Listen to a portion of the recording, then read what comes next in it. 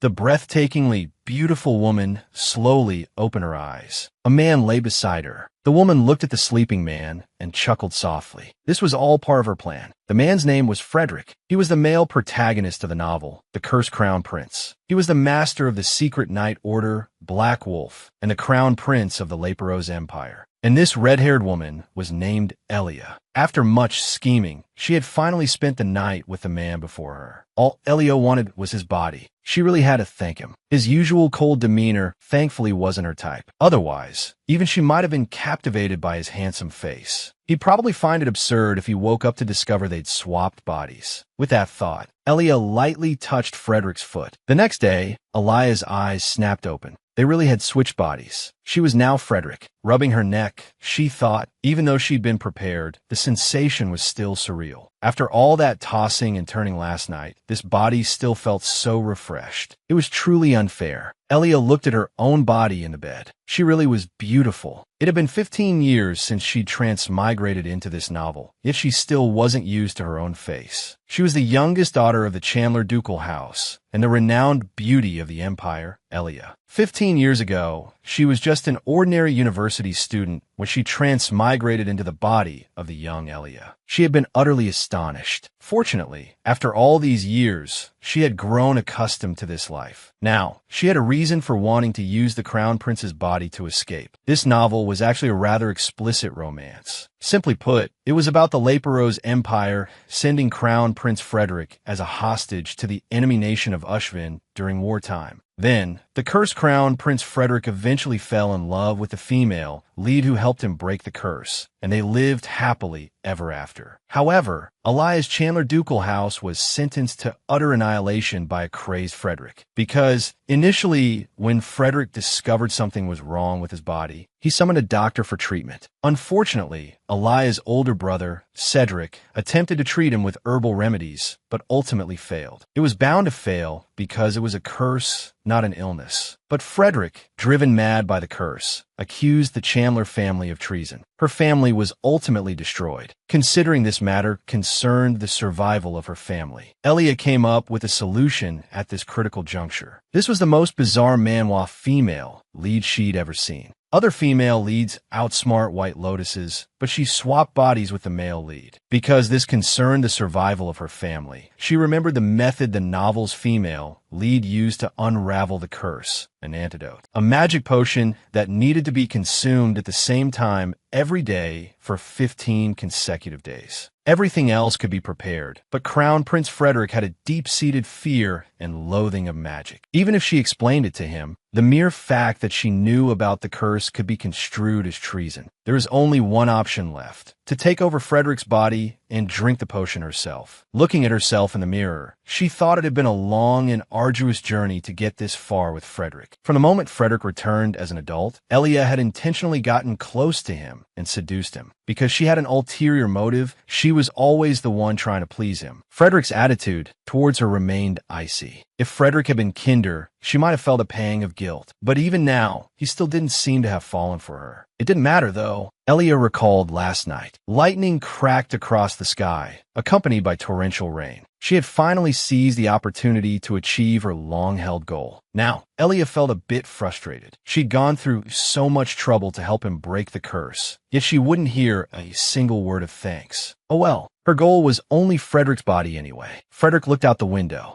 Outside, the sky was clear. A carrier pigeon swooped down, a dark red ribbon tied to its leg. This signified grave illness within the royal family. At this moment, only one person fit that description: Empress Alice, the emperor's aunt. Elsewhere, a breeze stirred the curtains. A red-haired beauty, lying in bed, slowly opened her eyes. Her body ached intensely. She couldn't understand why. Suddenly, her gaze fell upon her reflection in the mirror. In the next second, Frederick's eyes widened. What was going on? Why had he become Elia? This woman, renowned as the Empire's most beautiful, now wore a fierce expression, her eyes fixed on a distant ship. Who could have imagined that beneath her breathtaking exterior resided a man? Time rewound to the previous evening. Crown Prince Frederick and Elia had spent some playful time together. The next day, Elia awoke to find herself in Frederick's body. He quickly boarded a ship and left the ducal house. Just then, a secretary arrived to report that Lady Elia had not yet awakened. Elia, mimicking Frederick's usual tone, casually asked, "So?" The secretary bowed and continued, "I've given the items you requested to the maidservant." Elia was taken aback. Frederick had requested something? As for the items, she knew exactly what they were. He often regifted unwanted presents from other ladies to her. Every time, she had to force a smile, a truly arduous task. Elia guessed it was another batch of randomly chosen gifts. Now that such a gift had landed in her own hands, she imagined he would find the situation quite absurd. Meanwhile, Frederick awoke to discover he had become Elia. Even more shocking, his own body was visible on the departing ship. He pounded frantically on the window. As if sensing something, the man turned his head. Frederick opened his mouth, only to find his voice had also changed. He clutched his throat in disbelief. Could it be that Elia was now inside his body? Suddenly, a sharp pain shot through him, and he slumped weakly. The attending maidservant rushed to his side, her voice filled with concern. "His Highness, the Crown Prince, is too much. How could he leave so carelessly after spending the night?" Frederick was speechless. If they only knew the Crown Prince was standing right before them, they would be terrified. After spending the night together, he was the only one who woke up in an empty bed. What had Elia done to him? The current situation was already difficult enough to accept, but she had simply left him there alone. His throat was incredibly sore, preventing him from doing anything with his body for the time being. He would have to deceive the others, at least for now. Frederick knew Elia's mannerisms well, so imitating her wouldn't be difficult. He instructed the maidservant to leave him alone for a while. Once she was gone, silence fell over the room. Frederick felt a throbbing headache. His body was so frail, utterly lacking in strength. Looking at the beautifully wrapped gift on the table, his irritation grew. Why had Elia done this? Had he upset her somehow? But they had always gotten along so well. Could she have thought that after spending a night together, everything was over between them? The more Frederick thought about it, the angrier he became. He swatted the gift off the table. Inside lay a ring. Could you believe it? This woman, the Empire's most beautiful, was actually a man. All because he had switched bodies with a woman. Frederick glared at the gift, seething with rage. He kicked the gift across the room. He had even prepared this for a proposal. Had Elia only been planning to steal his body from the very beginning?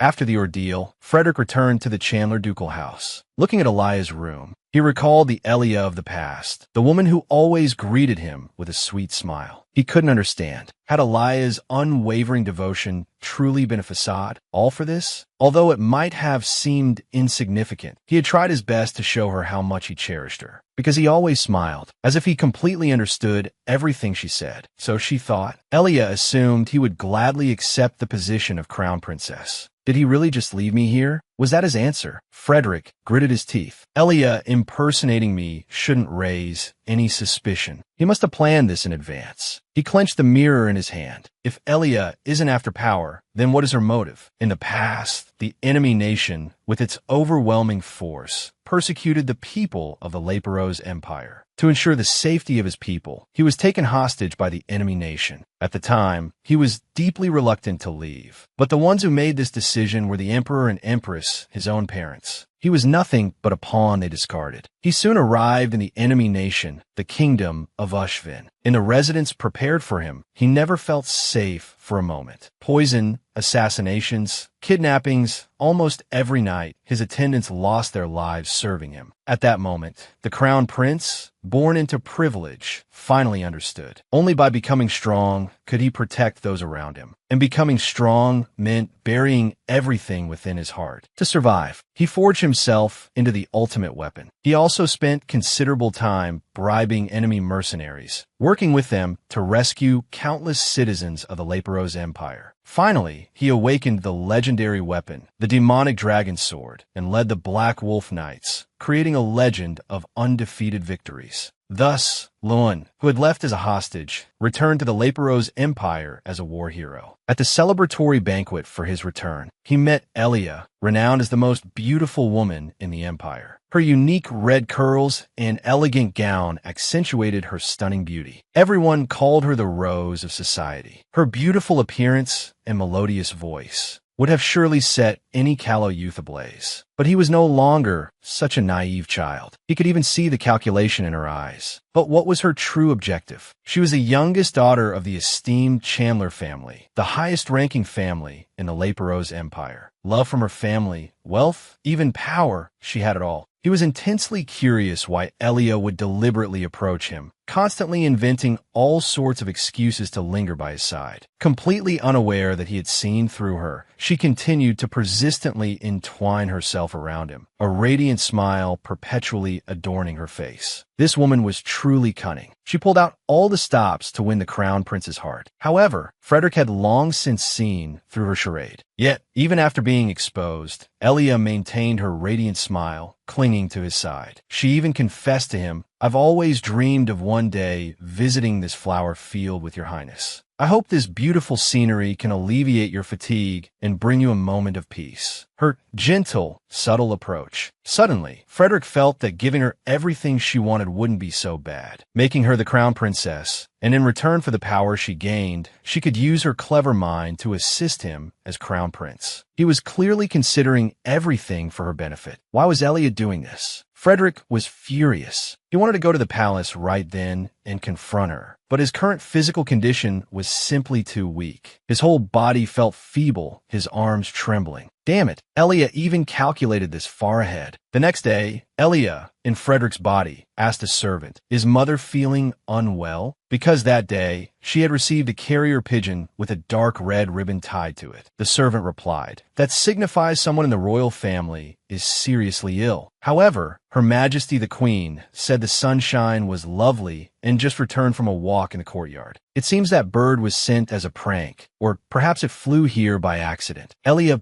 breathed a sigh of relief. Thankfully, I wasn't discovered. It was sent by someone assisting me. The carrier pigeon has successfully entered the palace. This is the true beginning. I absolutely cannot let Frederick's relatives discover my real identity. She was now quite familiar with Frederick's mannerisms. Not only that, but she also knew the layout of the crown prince's palace like the back of her hand, because she had been constantly by Frederick's side. And this was also where Cedric, his second older brother, conducted his official business. However, if I run into my brother, things will become very troublesome. But we shouldn't meet. Elia had taken precautions in advance to prevent such a scenario. Moreover, ever since she had resolved to switch identities with Frederick, there was one thing she worried about most. He'd done his homework for this. He knew the sheer volume of official duties that Frederick handled daily. From his prior observations, even as crown prince, Frederick still had a mountain of paperwork. Although she had grasped Frederick's work style through her second brother, Elia still felt apprehensive. The emperor's birthday banquet was fast approaching. Compared to matters of state, the banquet preparations were overwhelming. This was the perfect opportunity for their body swap. Just then, Marquis Shelby, Frederick's confidant, suddenly spoke. Elia's heart sank. Had he discovered her? This woman is too audacious. Spending the night with the crown prince, just to steal his body. She had to be constantly vigilant, careful not to give herself away. And yet, at that very moment, Frederick's confidant spoke again. Feigning composure, Elia asked him what was the matter. Marquis Shelby stammered, "Your Highness, may I offer a humble suggestion?"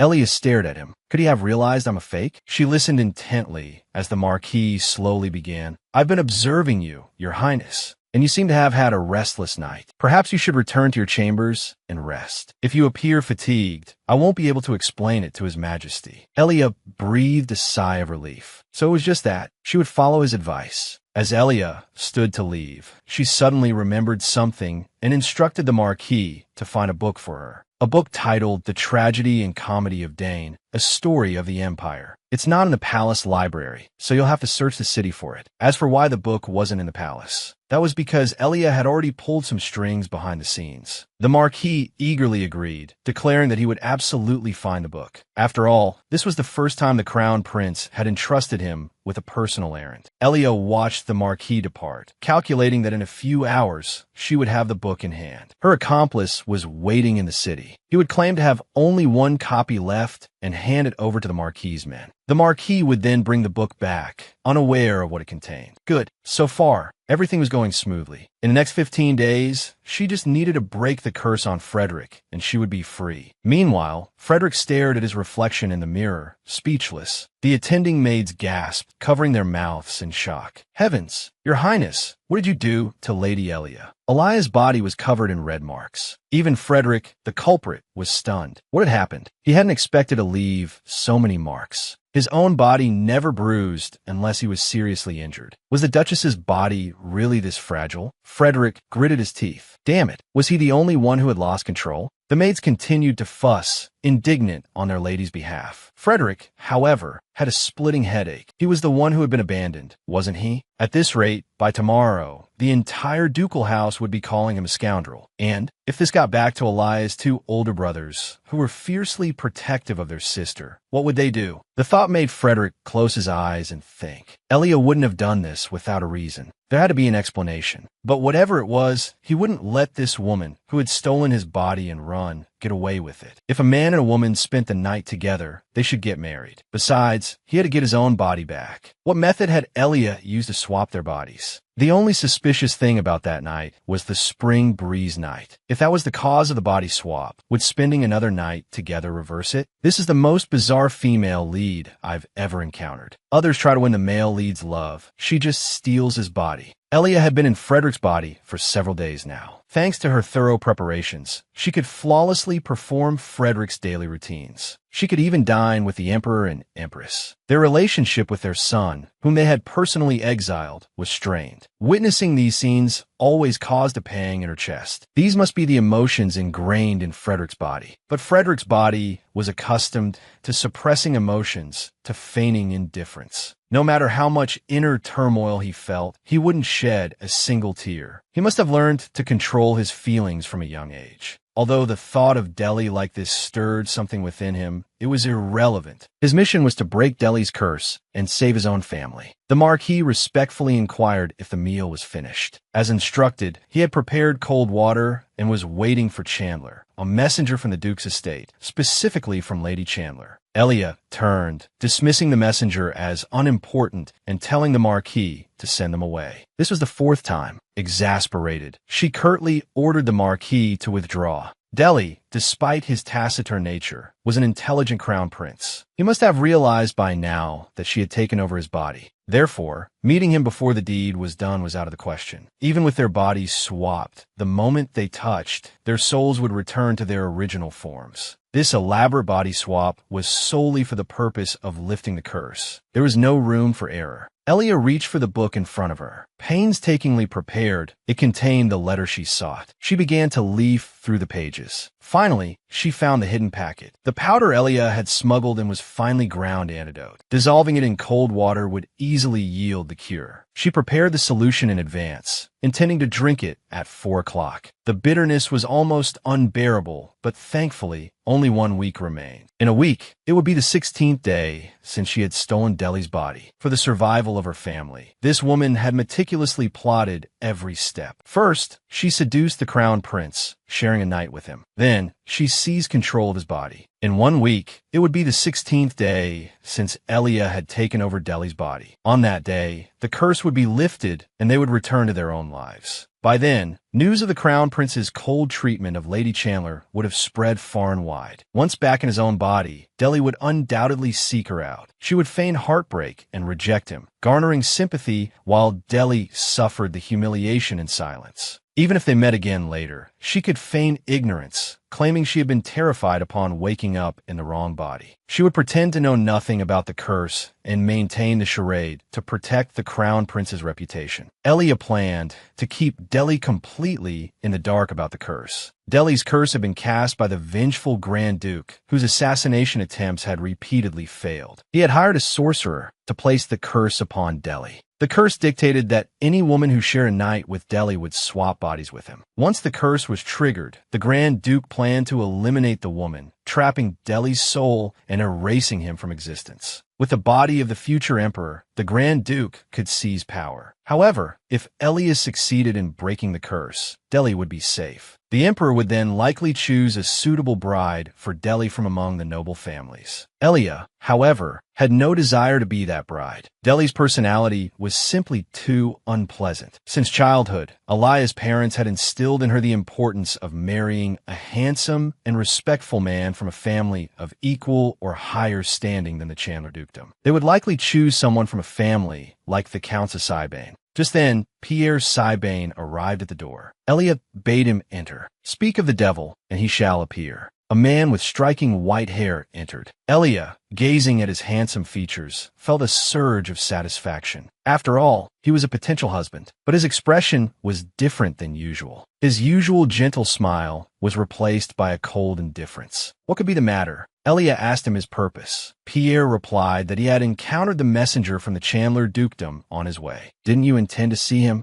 Didn't you see me send him away?" Elia retorted. Pierre took a deep breath. "Your Highness," he said, "aren't you being rather cruel to the young lady from the Chandler estate? This woman is the female protagonist of the novel. Yet, she's overshadowed by this woman touted as the Empire's most beautiful. Even the male lead, who is supposed to fall in love with her, is captivated by this other woman." However, Elia has absolutely no interest in Crown Prince Frederick. She's rather curious about the female protagonist's brother, though. The Sibane Marquisate, where Pierre resides, has many connections to Elia. Firstly, both the Sibane and Chandler families are loyal to the emperor. Their estates are close, only a few minutes walk apart. Therefore, the two dukes share a deep bond. Furthermore, Pierre is also close with Elia's brothers. They often praise her gentle and kind nature. If only their relationship were limited to these connections. However, Elia has a personal grievance with the Sibane Marquisate. It concerns the daughter of the Marquis Sibane, even with the good relationship between their families. Elia doesn't want to exchange a single word with her, because she is the female protagonist of the novel The Cursed Crown Prince, Lilia Sibane. For Elia, who is destined to spend a night with Frederick, Lilia, the woman fated to fall in love with him, is someone Elia must be wary of. So, she's always been cautious around Lilia, because she can't afford to offend Lilia, who also belongs to the Emperor's faction. Elia can only meticulously dress herself for gatherings and try to avoid greeting her first. Elia is determined to swiftly and fully seduce Frederick after his return. But if Lilia interferes, things will become complicated. So, Elia's actions are also a way of reminding everyone that she's not someone to be trifled with. Although it's not exactly righteous, this is a matter of life and death. She has no other choice. Elia thought to herself, now that she spent a night with Frederick,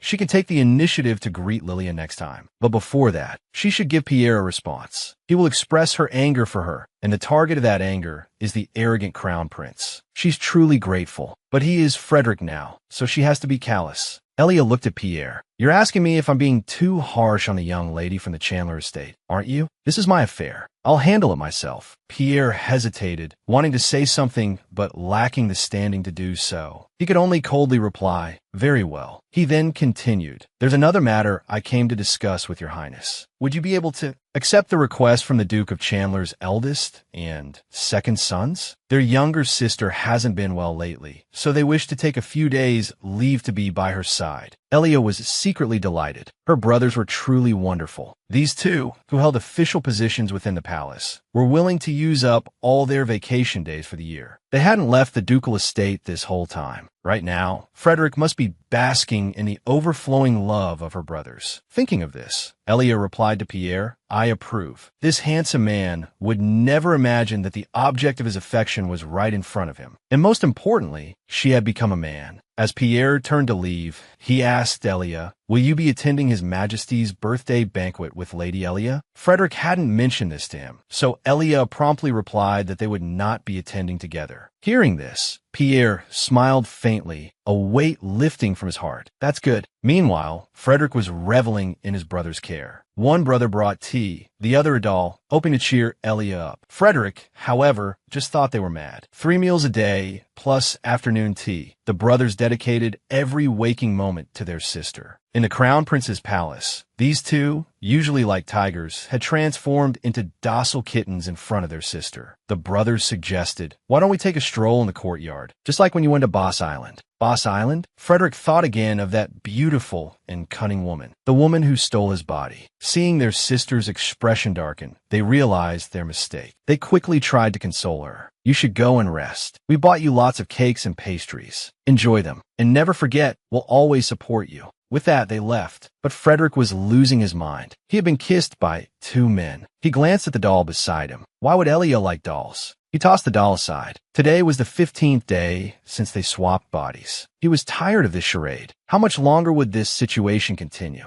It stung. Arya running off after spending the night with him and returning the engagement necklace, adding insult to injury. He was easy on the eyes, sure, but even the most beautiful view gets tiresome after 85 years. Deli wouldn't let her get away with this humiliation. He would investigate personally. If the body swap was intentional, it had to be someone close to him, someone trying to sabotage him. All he needed was concrete proof, and then he'd have her trapped. He'd demand to know why she'd done this to him, face to face. Would she try to make amends? Perhaps by becoming the crown princess, after all. Just then, Deli's fingers brushed against a hidden latch. Excellent. He seemed to have stumbled upon the Duchess's secret. Who would have guessed this breathtaking woman was actually a man? Poor Deli, robbed of his own body. But now, he held Arya's secret in his hands. He pulled the book from the drawer. It looked like an ordinary book, but she'd hidden it so carefully. It had to be important. He didn't know what Arya's game was, but ultimately, she still intended to become crown princess. Deli slowly opened the book. The contents made him jump. Page after page of handsome men, all rather oily. It was a collection of pictures of male actors. He hadn't pegged Arya for this kind of interest. Deli tossed the book to the floor. Was this, too, part of her scheme?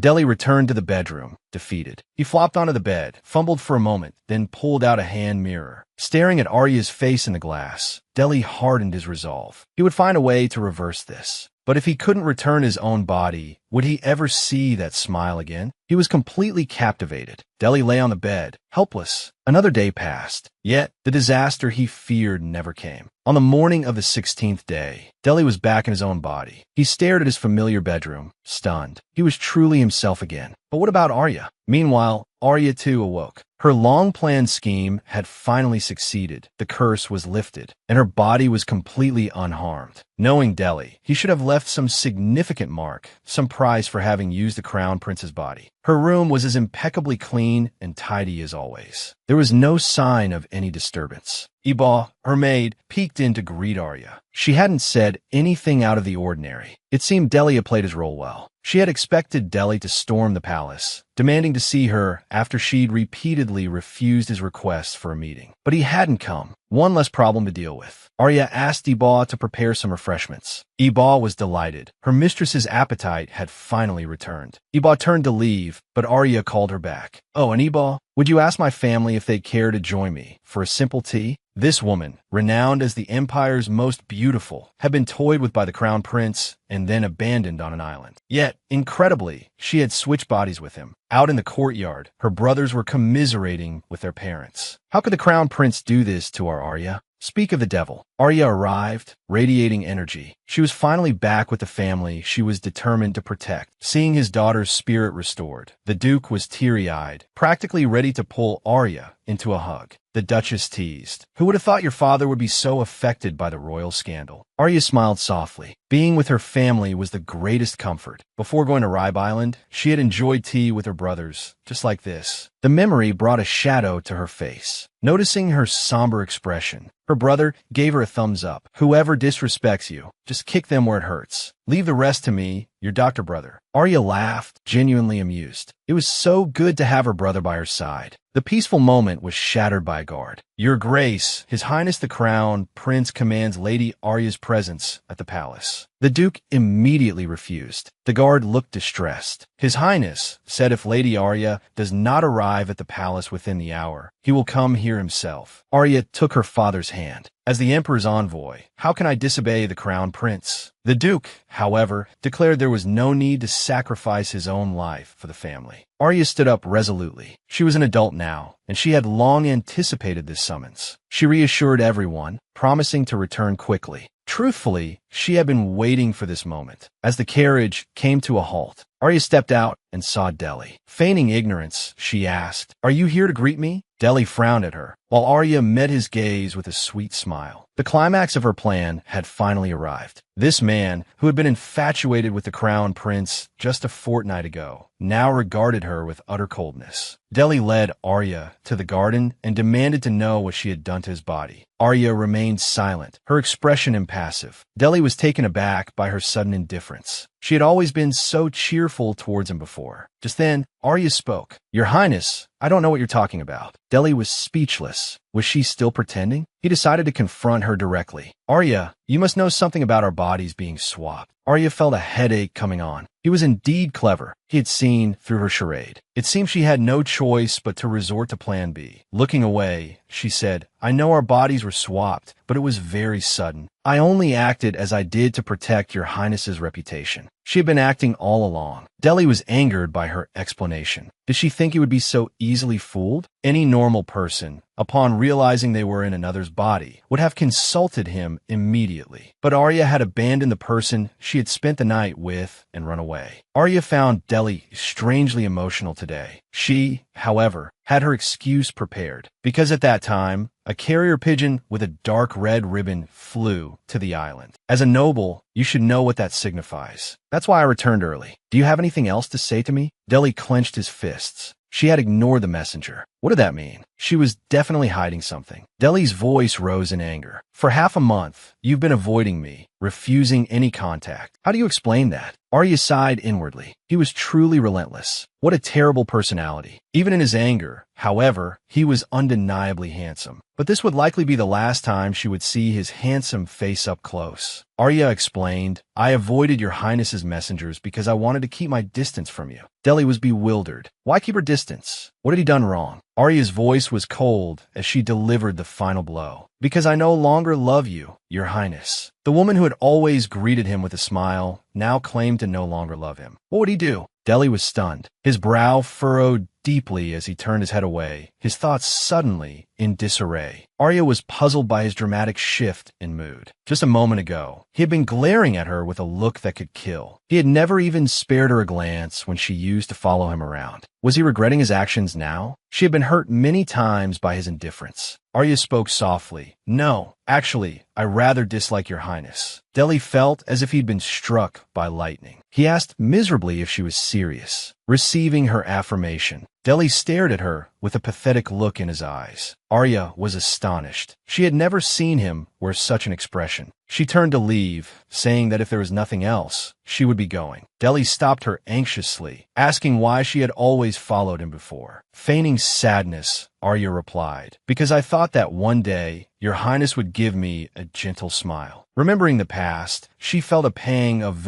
Wei-Chu, a mixture of grievance and injustice. Deli had always been indifferent to her. She no longer wanted to pretend to be happy and accept gifts that other ladies had rejected, like a puppy yearning for its master's love. She was tired of playing that pitiful role. Arya continued, "After returning from the island, I've done a lot of thinking. I still want to fall in love with someone who loves me." Having left the island, Arya went to Iba. Iba was very supportive of Arya's decision. "Miss, you are so brave to say such things to the crown prince. If it were me, I would have fainted." Arya had already begun planning her next move. Next, she would call the person who had assisted her and tell him that the matter was settled. Then, she would prepare for the Emperor's birthday banquet. "I'm so busy," she thought. Suddenly, a rustling sound came from the nearby flower bushes. Arya looked up. The person who appeared was none other than Pierre. Pierre Chili gritait d'Arya. His face was flush crimson. He wanted to find a topic to chat with Arya, but he stammered for a long time without uttering a complete sentence. Arya picked up the slack, remarking on the lovely weather. Seeing Pierre so nervous in her presence, she thought, he definitely has feelings for me. Arya asked him if he was going to the Crown Prince's palace. Pierre nodded. Meanwhile, Deli, having finally caught up, chased after her. He couldn't let Arya leave him like this. There were things he needed to give back to her. When he arrived, Pierre was stammering to Arya, "If you don't mind, would you be my partner at the birthday banquet? What does it feel like to witness the person you admire being asked out by another man?"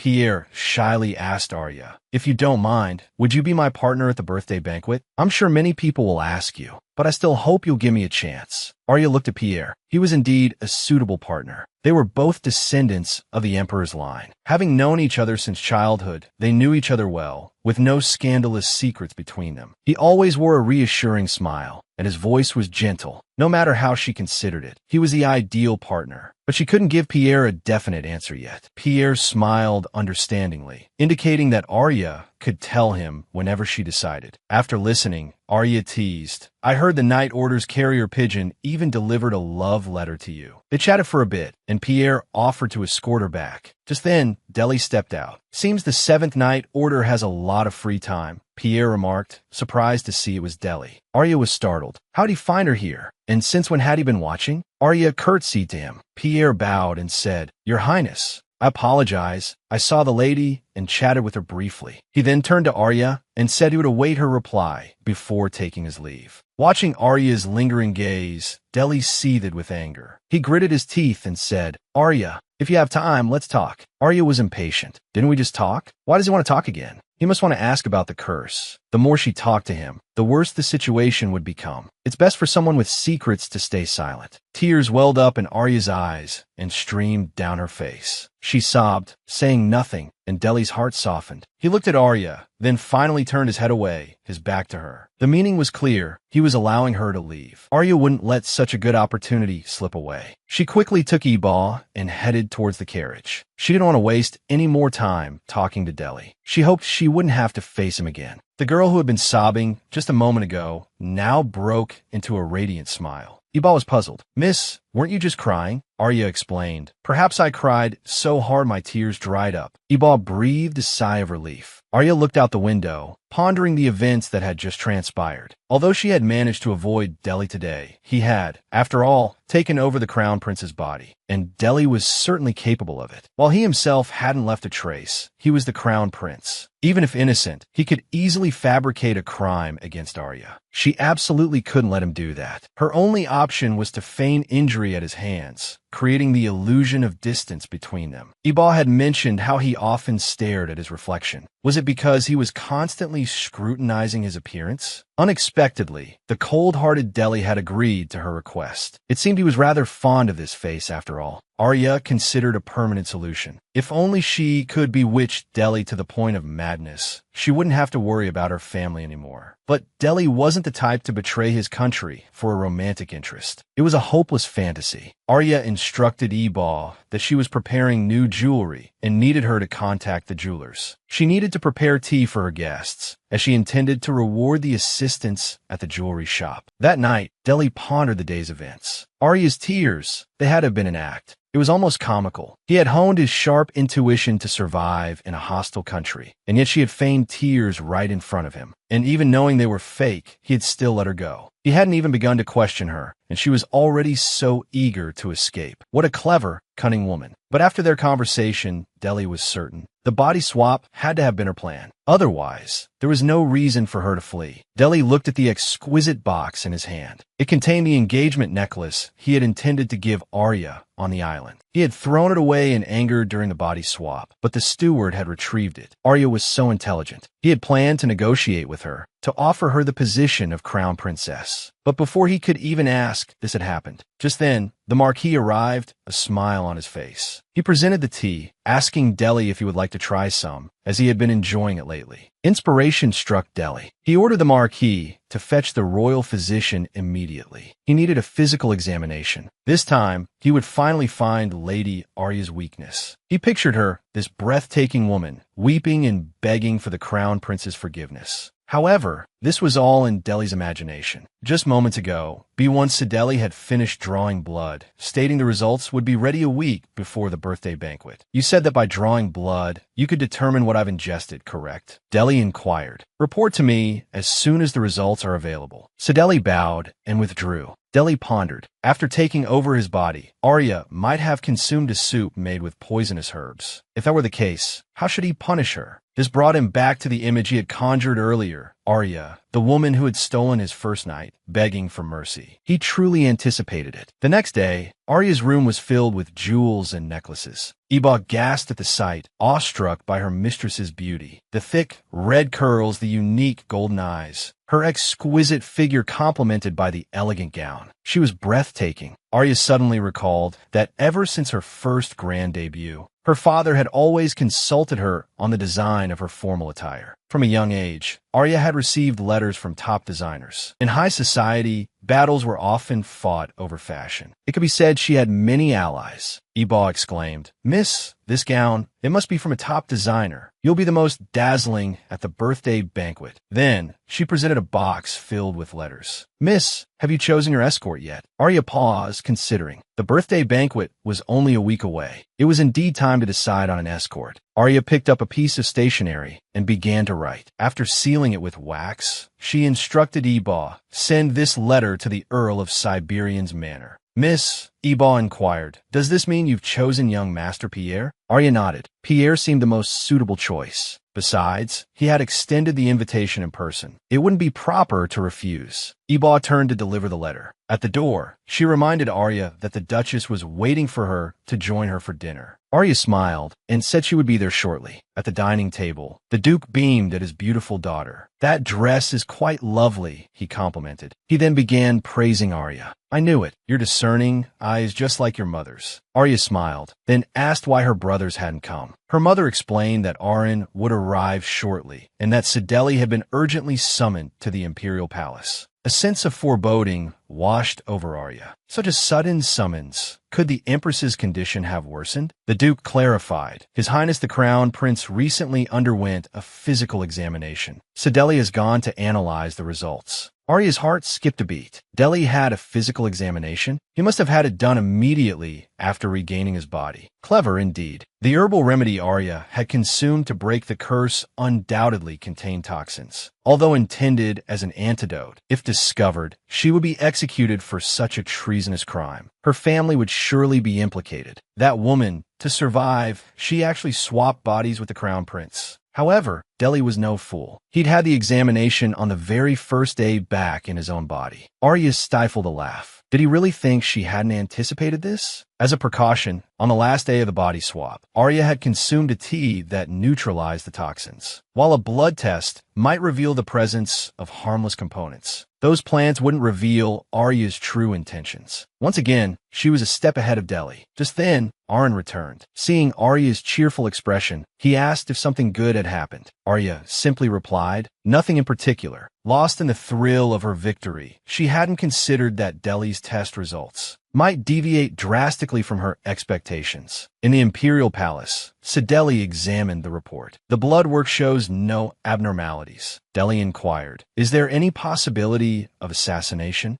Sideli tensed. If someone had indeed attempted to harm His Highness, they would not be spared. He scrutinized the results. No unusual substances were detected. If someone had administered a lethal dose of poison, surely there would be traces in the blood. Deli pressed further. Could it have been small, repeated doses? Sideli replied. Without a neutralizing agent, even small amounts of toxins would be detectable. Deli pondered this. While Arya had stolen his body, smuggling poison and a neutralizing agent into the palace would have required considerable time. She had played a game far beyond his comprehension. He decided to probe Sideli cautiously. "Since I had the examination, I'm curious, were the remedies I've been taking effective?" Sideli flipped through the report, then began to tremble. "The herbs you consumed, as folklore suggests, are indeed beneficial for men. In other words, the herbs enhanced male virility." Deli froze. Had he heard correctly? As a man, what was it like to be looked down upon in that way? Deli felt a bolt of lightning strike him down.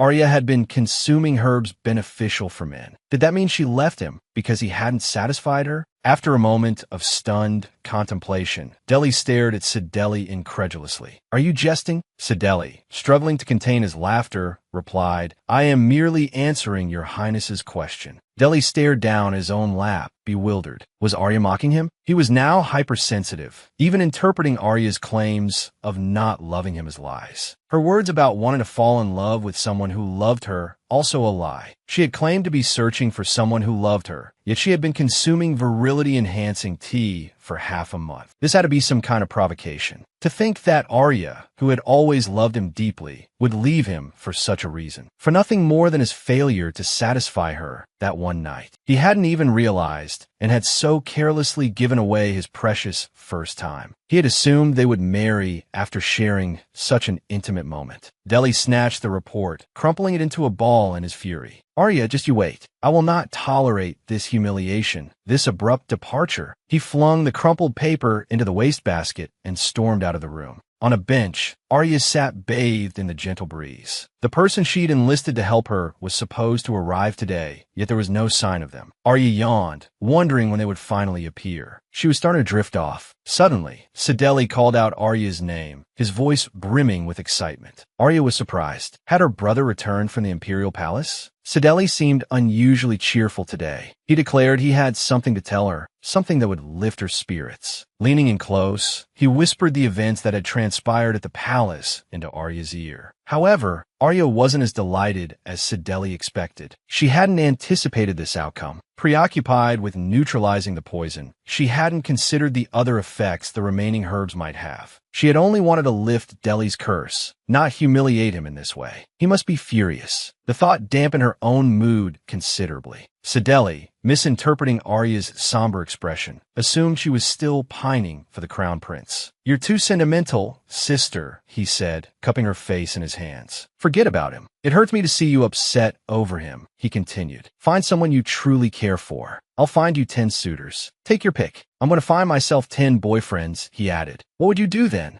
Escaping her brother's playful torment, Arya sighed. Her father and brother were both so protective. This rose-lined path was where she had learned to walk, built especially for her by her father. Lost in these memories, a smile touched Arya's lips. But the next moment, she froze. Deli was standing there. What was he doing here? She approached him, dismissing his distraught attendant before curtsying. "Please come inside," she offered, gesturing inward. She assumed his visit concerned the medical examination. She would have to be careful with her words. Deli got straight to the point. "Was that night something you wanted to forget?" he asked. Arya turned, surprised. He was still dwelling on that. Aside from his slight inexperience, she had rather enjoyed herself. "I don't understand why you think I left you for that reason," she replied. "Weren't you always trying to seduce me?" Deli retorted angrily. Arya was momentarily speechless. He wasn't entirely wrong. Feigning innocence, she explained that she had learned from her brother about the fatigue-relieving tea. Deli wasn't buying it. Even if she hadn't intended anything else, she had still stolen his body and consumed the poison herbs. That much was undeniable. Arya fell silent. He was right. If the truth came out, she could be executed. But if Deli revealed the incident, his own claim to the throne would be jeopardized. So why was he making these empty threats? What was his game?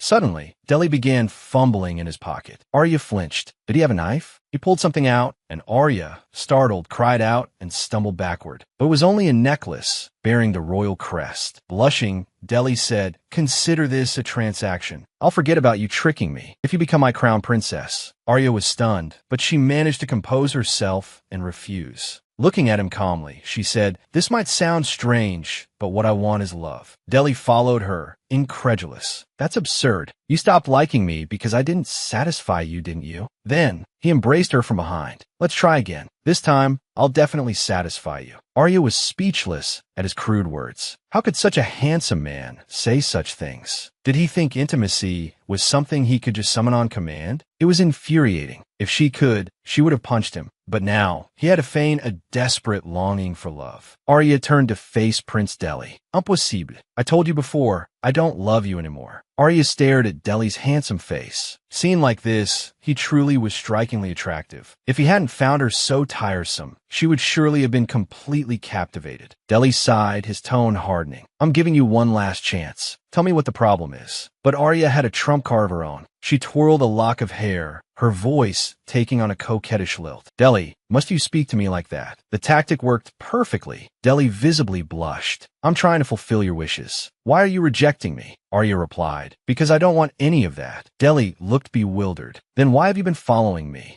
Ever since his return, Arya had been constantly at his heels. What was the reason? Arya avoided Deli's gaze. His eyes were filled with a desperate plea for reconciliation, but she felt nothing for him. Even his promises of making her crown princess and spending blissful nights together couldn't ignite a spark of affection. Arya picked up the necklace and stared at it in silence. Deli watched her nervously, hoping for her acceptance. But Arya closed the necklace box. "I'm sorry, Your Highness. Unrequited love always ends in failure. Please keep this. There's nothing left between us now." Deli stared at the box in disbelief. "You have to consider the Duke Chandler's position." Arya countered that her parents also wished for her to be with a young, amiable gentleman, sharing a loving and harmonious relationship. Deli clenched his fists, his voice tight with barely suppressed anger. "What kind of love do you expect, Arya?" Arya couldn't find the words. Even if she told him, he wouldn't understand. He probably didn't even know what love was. Explaining it to him would be a waste of breath. Just then, a rustling sound came from the bushes. Both Arya and Deli turned to look. A handsome man emerged from the foliage. "This woman is amazing. Not only did she reject the crown prince's proposal, but she's praising another man right in front of him." Just as Deli was about to press the issue, the man from the bushes interrupted. "Lady Arya, there you are. I'm Hades Carillion. I brought the gemstones that are perfect for you."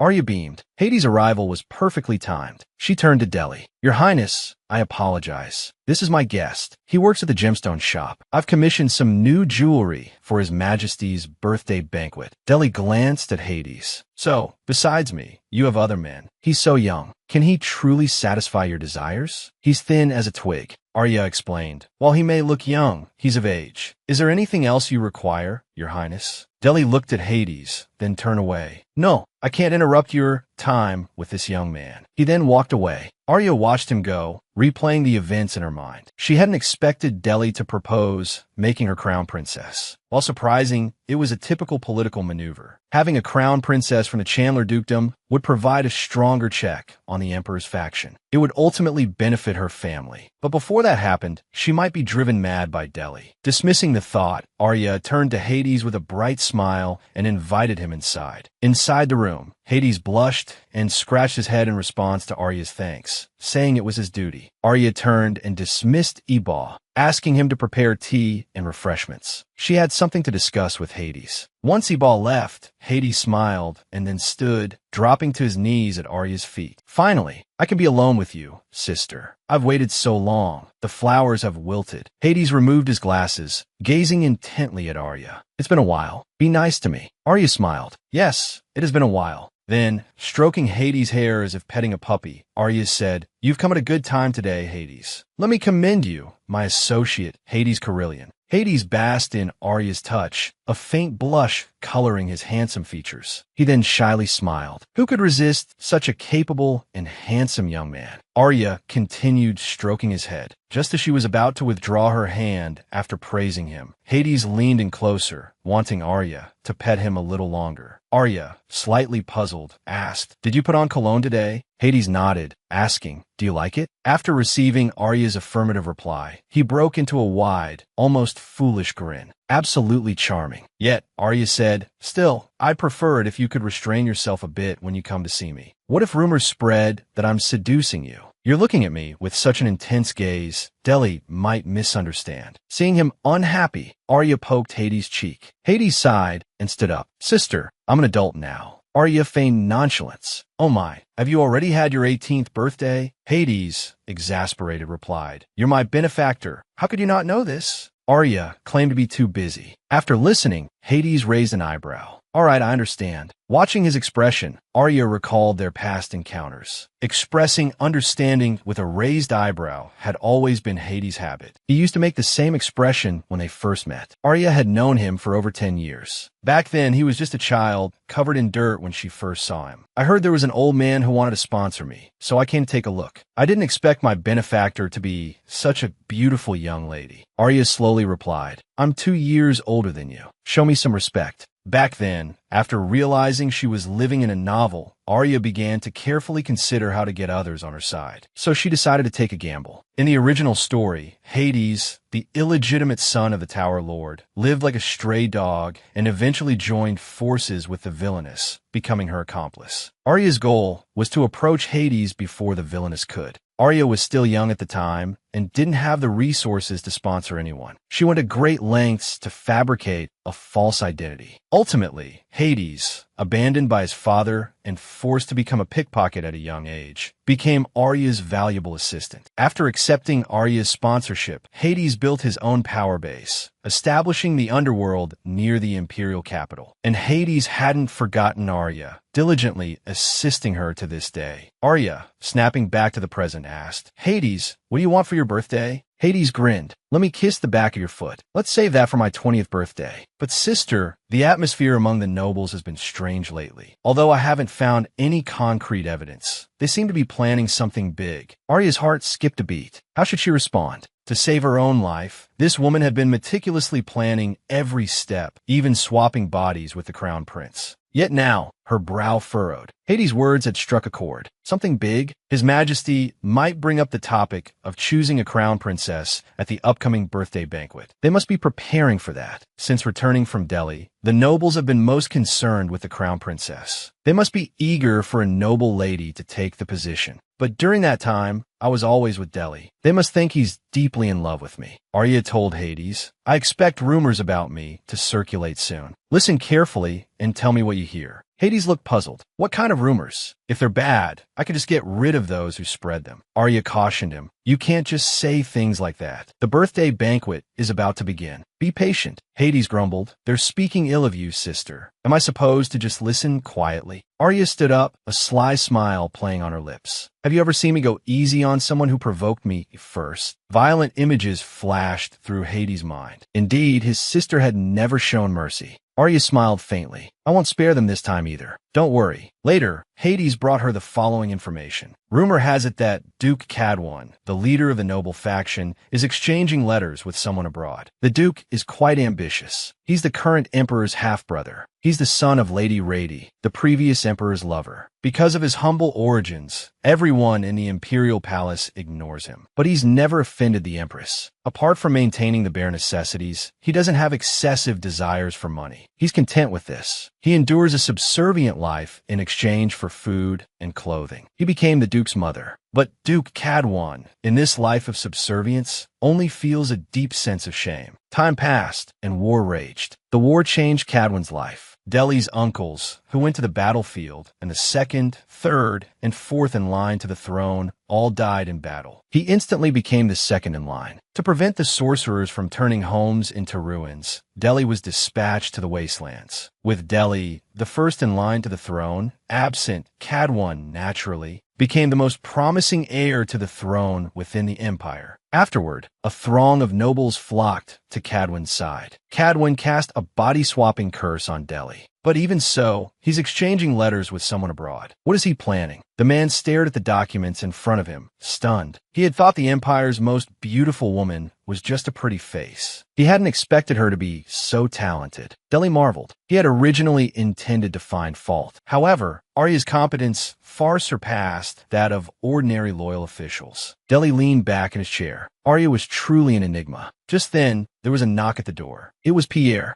Delhi looked him up and down. He, too, had used Arya's nickname. What was their relationship? It was certainly intriguing. Pierre bowed, indicating he had a report regarding the Seventh Knights. After hearing the report, Delhi waved his hand, dismissing him. Pierre thanked him cheerfully. Thanks to His Highness, he could leave early today to make preparations for the birthday banquet. Delhi paused. He seemed rather proud. Delhi asked if he had found you, plural. Pierre Smiled finally. I will be attending with Lady Arya. Delhi was thunderstruck. He had weathered countless threats and negotiations in the past. He knew how to react when an enemy attempted to take advantage of a situation. That was to remain unfazed, to let the other party know their malicious words couldn't touch him. But Delhi was clearly losing control. His composure crumbled. Arya had claimed to be waiting for true love. Yet, she had moved on so quickly. When Arya had unilaterally broken things off with him, he had assumed she would attend with her father or brother. Yet, her escort was Pierre. Delhi spoke slowly. You seem to be quite close with Arya. Pierre's expression softened when Arya was mentioned. The Chandler Dukedom is close to my home. so we've often played together since childhood. Deli pressed further. Who suggested attending the banquet together? Pierre replied. Previously, when I inquired, Your Highness said you had no intention of attending with Lady Arya. So, I was the one who suggested it. Deli seethed. Arya had taken over his body and was now flirting with other men. That clever woman had anticipated this. If the crown prince showed no interest, Pierre would surely make his move. That's why, while occupying his body, she had said those things to Pierre. Had her tears back then been tears of excitement? The man, the handsome and wealthy crown prince of the empire, now felt a pang of insecurity. He studied Pierre. He was indeed a desirable catch. Even Deli had heard others praising Pierre. His shimmering silver hair, his dreamy violet eyes. Whenever the Seventh Knights had outdoor training, young ladies would rush towards him with handkerchiefs. And Pierre, no matter how tired, would always maintain a polite smile. He was gentle, kind, and understood the importance of maintaining a proper social distance. However, Arya had terrible taste in men. Deli couldn't understand it. Both the fellow from the gemstone shop and Pierre were as thin as rails. What did she see in them? Did they seem easy to toy with? He himself was immune to such attacks, so it was fine. But if it were Pierre, abandoned after a night together, he'd probably be sobbing uncontrollably. And he couldn't even satisfy Arya himself. Pierre could satisfy her even less. Even though Deli thought this, he was still frustrated. What if Arya looked at Pierre with the same gentle gaze she once reserved only for him? Pierre would understand then. That look is truly irritating, Deli muttered. It's too early to be excited about the banquet. Grand Duke Cadwon has his eye on the throne. You should be aware of this. If necessary, you, as the Duke's daughter, must consider your family. Remember that. He then dismissed Pierre. Deli rocked in his chair. He had actually stooped to emphasizing his status in a childish battle of pride. He felt a pang of shame when had Arya taken root in his heart. On the day of the Emperor's birthday banquet, Ebo gushed with admiration. This dress truly suits you, my lady. Arya, gazing at her beautiful reflection, smiled at Ebo. Thanks to your skillful hands. The other young ladies will surely want you to dress them as well. The Duke,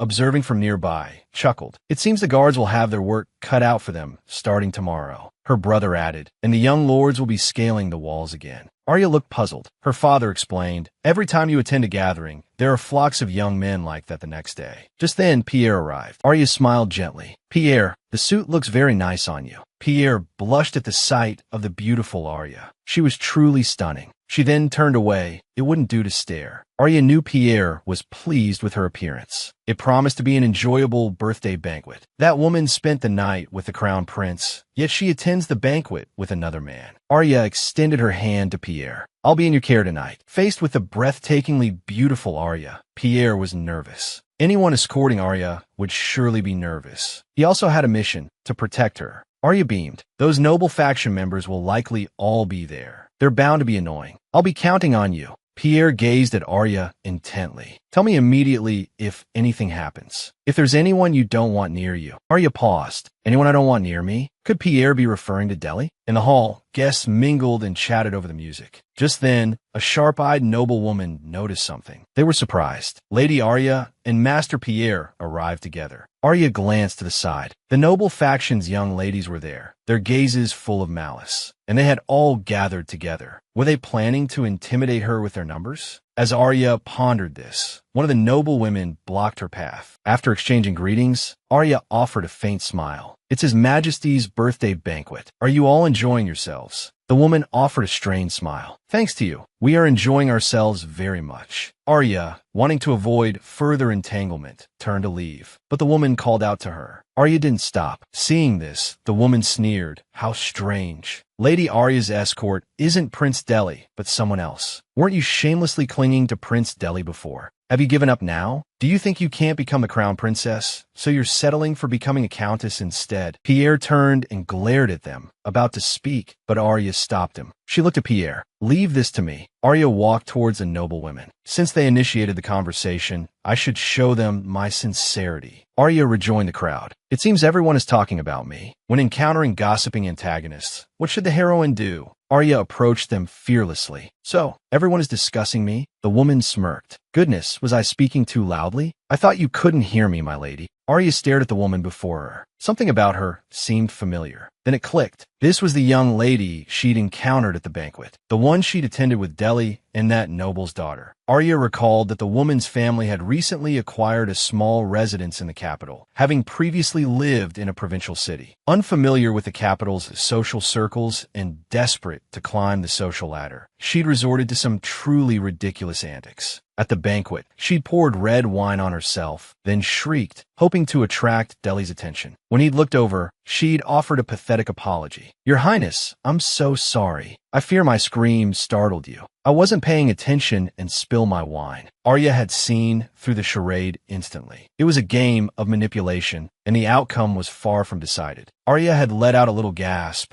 and, as if stumbling, had clung to Deli. "Oh, did someone cast a tripping spell on me? I'm so frightened. Would you mind sitting with me for a moment?" After Arya had moved away with Deli, the other women had sneered at the humiliated noblewoman. "That girl stole all of His Highness's attention. She spilled that wine on purpose. We all saw it." Arya had rolled her eyes internally, as if she hadn't done something similar. Who were they to judge her attempts at capturing Deli's attention? Arya fixed her gaze on the woman. "We met before, didn't we? When I was with His Imperial Highness, the Crown Prince. Back then, you spilled red wine on your dress to get his attention." It certainly shifted everyone's focus. The woman's face flushed crimson. Good heavens, she'd actually done that. The woman practically shriveled under Arya's gaze, her face burning bright red. Arya, taking in her mortification, offered a slight, devastatingly beautiful smile. Pierre, observing the scene, blushed as well. Arya hoped he'd recover quickly, because she wasn't finished yet. Dismantling this woman's facade was proving rather satisfying. While the noblewoman flustered, Arya remained perfectly composed. It was the other woman who seemed to lose her composure entirely, striding towards Arya. "Lady Arya, please. It was just one little mishap. How can you remember it so clearly?" It seems the Duchess enjoys dwelling on other people's mistakes. Arya simply maintained her smile. "Well, your scream was rather loud. I imagine everyone present was quite concerned." Emboldened by Arya's calm demeanor, the woman planted her hands on her hips. "To err is human, isn't it? It was just a dress. I can buy another one." She turned to the other noble women. "Don't you all agree?"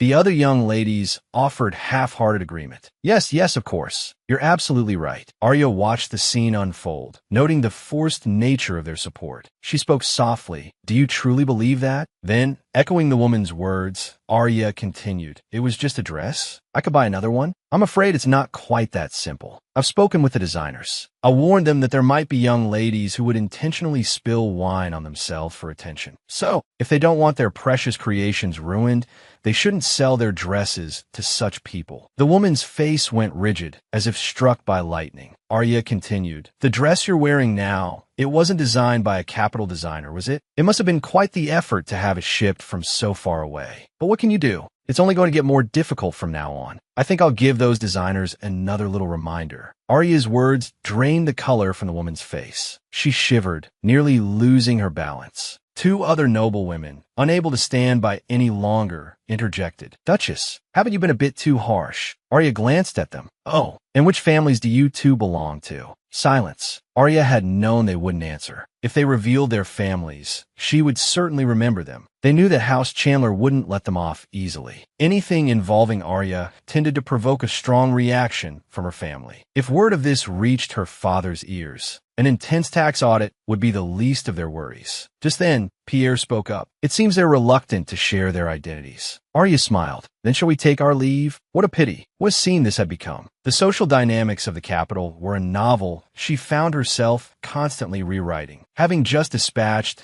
the meddlesome noblewomen, Arya and Pierre strolled towards the center of the banquet hall. It seemed remarkable to Deli that she was alone with him. Arya picked up a glass of champagne and offered it to him. Pierre smiled. "Arya, allow me to take the champagne. You should have some lemonade." "Really?" Arya asked, a touch of playful suspicion in her voice. Pierre began to explain. "You'll get drunk after just one glass of champagne, and if you get drunk..." He trailed off, cut short by Arya's teasing interruption. "I didn't realize you were this kind of man, Pierre. Are you planning to hold my hand while I'm intoxicated?" Pierre flushed crimson, utterly flustered. Arya, feigning innocence, wondered if she'd misread his intentions. She'd spent so much time previously agonizing over how to spend a night with Deli that her thinking had become completely skewed. A mischievous smile played on Arya's lips as she admitted she was only joking. Pierre, still blushing, stammered that he would fetch some fruit and return shortly. "The reason I hesitated," he added, "is because, well, you've been a bit boisterous with me before after a drink or two." While Arya puzzled over this, Pierre waved to someone in the distance. A familiar figure approached, someone he could speak freely with. Arya followed his gaze and saw Liliana. She was a vision in a delicate white gown, her flowing platinum blonde hair cascading around her like an angel's wings. Liliana's eyes widened in surprise upon seeing Arya standing beside her brother. She offered a timid greeting. After Pierre excused himself, Arya took a delicate sip of champagne, remaining silent, which only amplified Liliana's nervousness. Arya finally glanced at her.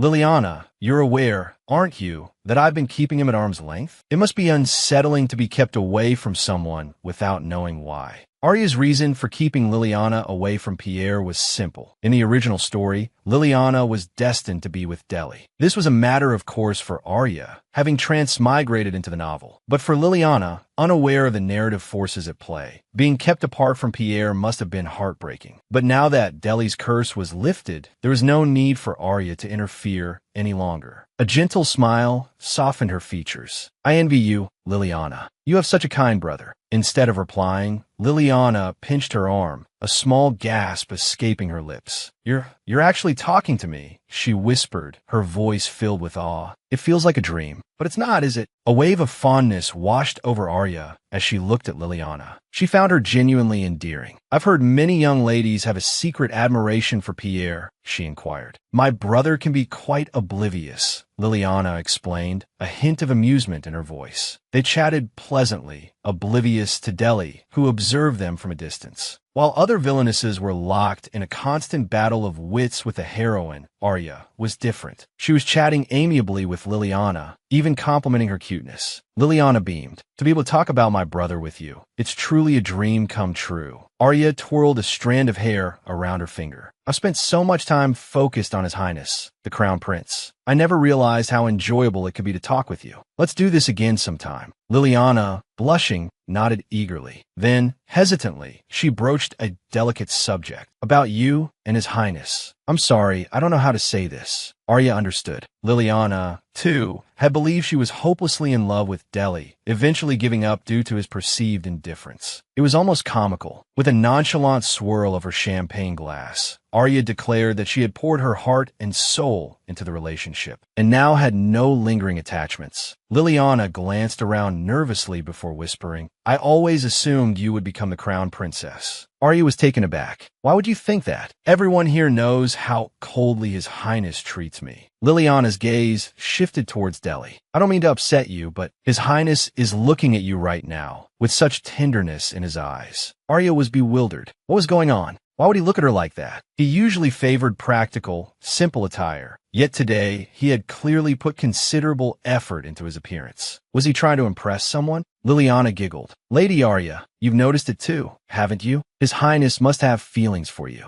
He keeps looking over here." Arya's voice was cool. "He is looking this way, yes. But whether he's looking at me or another young lady, only he knows." Arya had witnessed how Deli looked at Liliana, a look no other woman received. He was hiding in the shadows then. He saw Deli hand Liliana a box. Deli opened it, revealing its contents. But unexpectedly, Liliana refused it. Rejecting the crown prince wasn't a spur-of-the-moment decision. To prevent the two from progressing further, Arya rushed out, interrupting their conversation. Then Deli casually gave the jewel to Arya. Arya was stunned. He offered her a jewel that another had rejected, as if performing a random act of charity. Did Deli think she was some sort of refuse bin? The woman received a gift from the crown prince, but couldn't bring herself to be happy. However, he was the crown prince. She could only force herself to accept it with a feigned smile. The jewel inside was as thick as a finger, sparkling and beautiful, like honey dripping from the sky. Seeing Arya accept the jewel, Liliana offered a relieved smile. Arya couldn't understand why he was smiling. Later, she gave the jewel to Ebo. If Deli truly had been watching her, and not Liliana, his smile must have been one of regret at missing his chance. A man who only knew how to bury himself in work certainly needed a resourceful and intelligent spouse like herself. Just then, Pierre returned. He had selected a variety of delicate desserts and fruits. Seeing her brother return, Liliana tactfully excused herself. Pierre offered the plate to Arya. I brought some fruits you might like. I hope I remember correctly. Arya picked up a tempting strawberry. Thank you, Pierre. I didn't expect you to remember what I like. You didn't have to go to such lengths. Pierre smiled brightly. I'm not the type to force myself to do things I don't enjoy. Arya paused, struck by Pierre's consistent respect. This thoughtfulness and consideration was something she had never experienced with Deli. Arya slowly spoke. I think I understand why those young ladies send love letters to the Seventh Knights. Pierre blushed. Arya mused to herself. His expressions were all on display. This was how a normal person should be. Deli never revealed his emotions, so he wasn't normal. She had once been completely focused on Deli. Now, it was time to familiarize herself with the reactions of a normal person. Choosing Pierre as her companion for the evening seemed to be a good decision. Arya spoke softly. Thanks to you, I'm having a lovely time. Pierre smiled. I'm glad. It suits your taste. Arya set down her wine glass. I wasn't talking about the food. Realizing what she meant, Pierre rushed to her side. Does that mean I have a chance to invite you out again? Arya gazed at him affectionately. Under her gaze, Pierre felt his heart race. Then Arya picked up a sweet and offered it to him. Pierre didn't take it. He wanted her answer.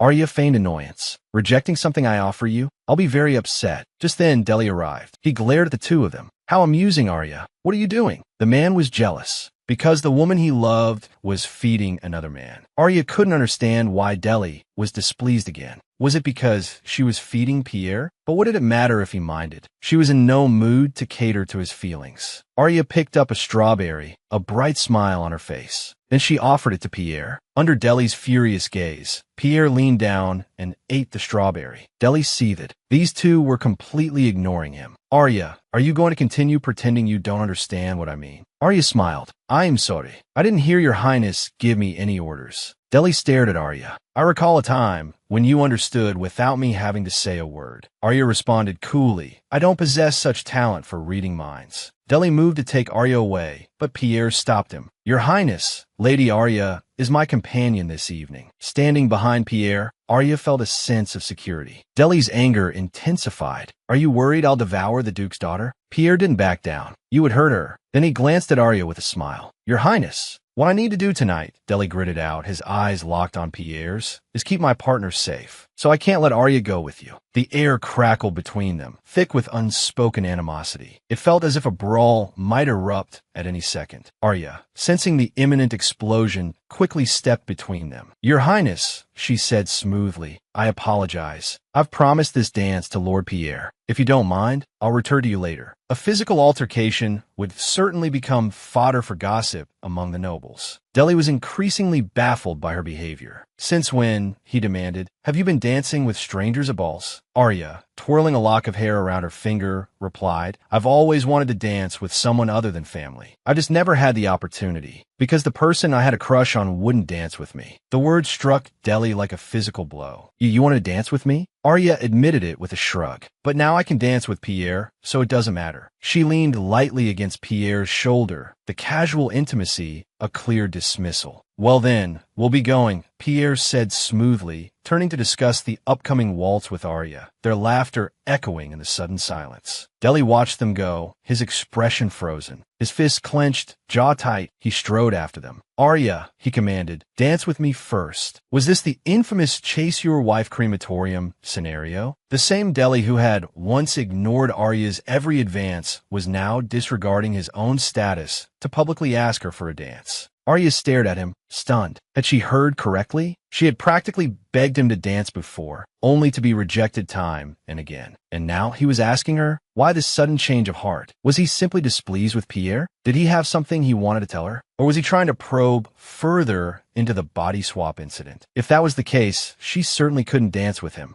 Arya couldn't initiate a conversation that would put her at a disadvantage. I apologize, Your Highness, she said firmly, but I've already promised Lord Pierre this dance. Deli's gaze was intense. Are you refusing to speak to me altogether now? Arya sighed. Please consider my position. Deli surely understood. If Arya abandoned Pierre to dance with him, she would become the laughingstock of the ball. Rejected, Deli turned and walked away without a word. Arya curtsied to his retreating back. He had actually left? Perhaps he did still have some basic consideration for her. Taking Pierre's arm, Arya headed towards the dance floor, a bright smile on her face. Yet, she couldn't help but glance back at Deli. He had actually considered her reputation. It made her see him in a slightly different light. On the dance floor, couples swayed to the music. Pierre looked at Arya, then placed his hand on her waist. "Since it's our first dance," he murmured, "I'll be gentle." Arya teased. "You look so refined. I wouldn't have expected such a bold joke." Seeing Pierre's blush, Arya realized her misstep. After all, she was the only one with inappropriate thoughts.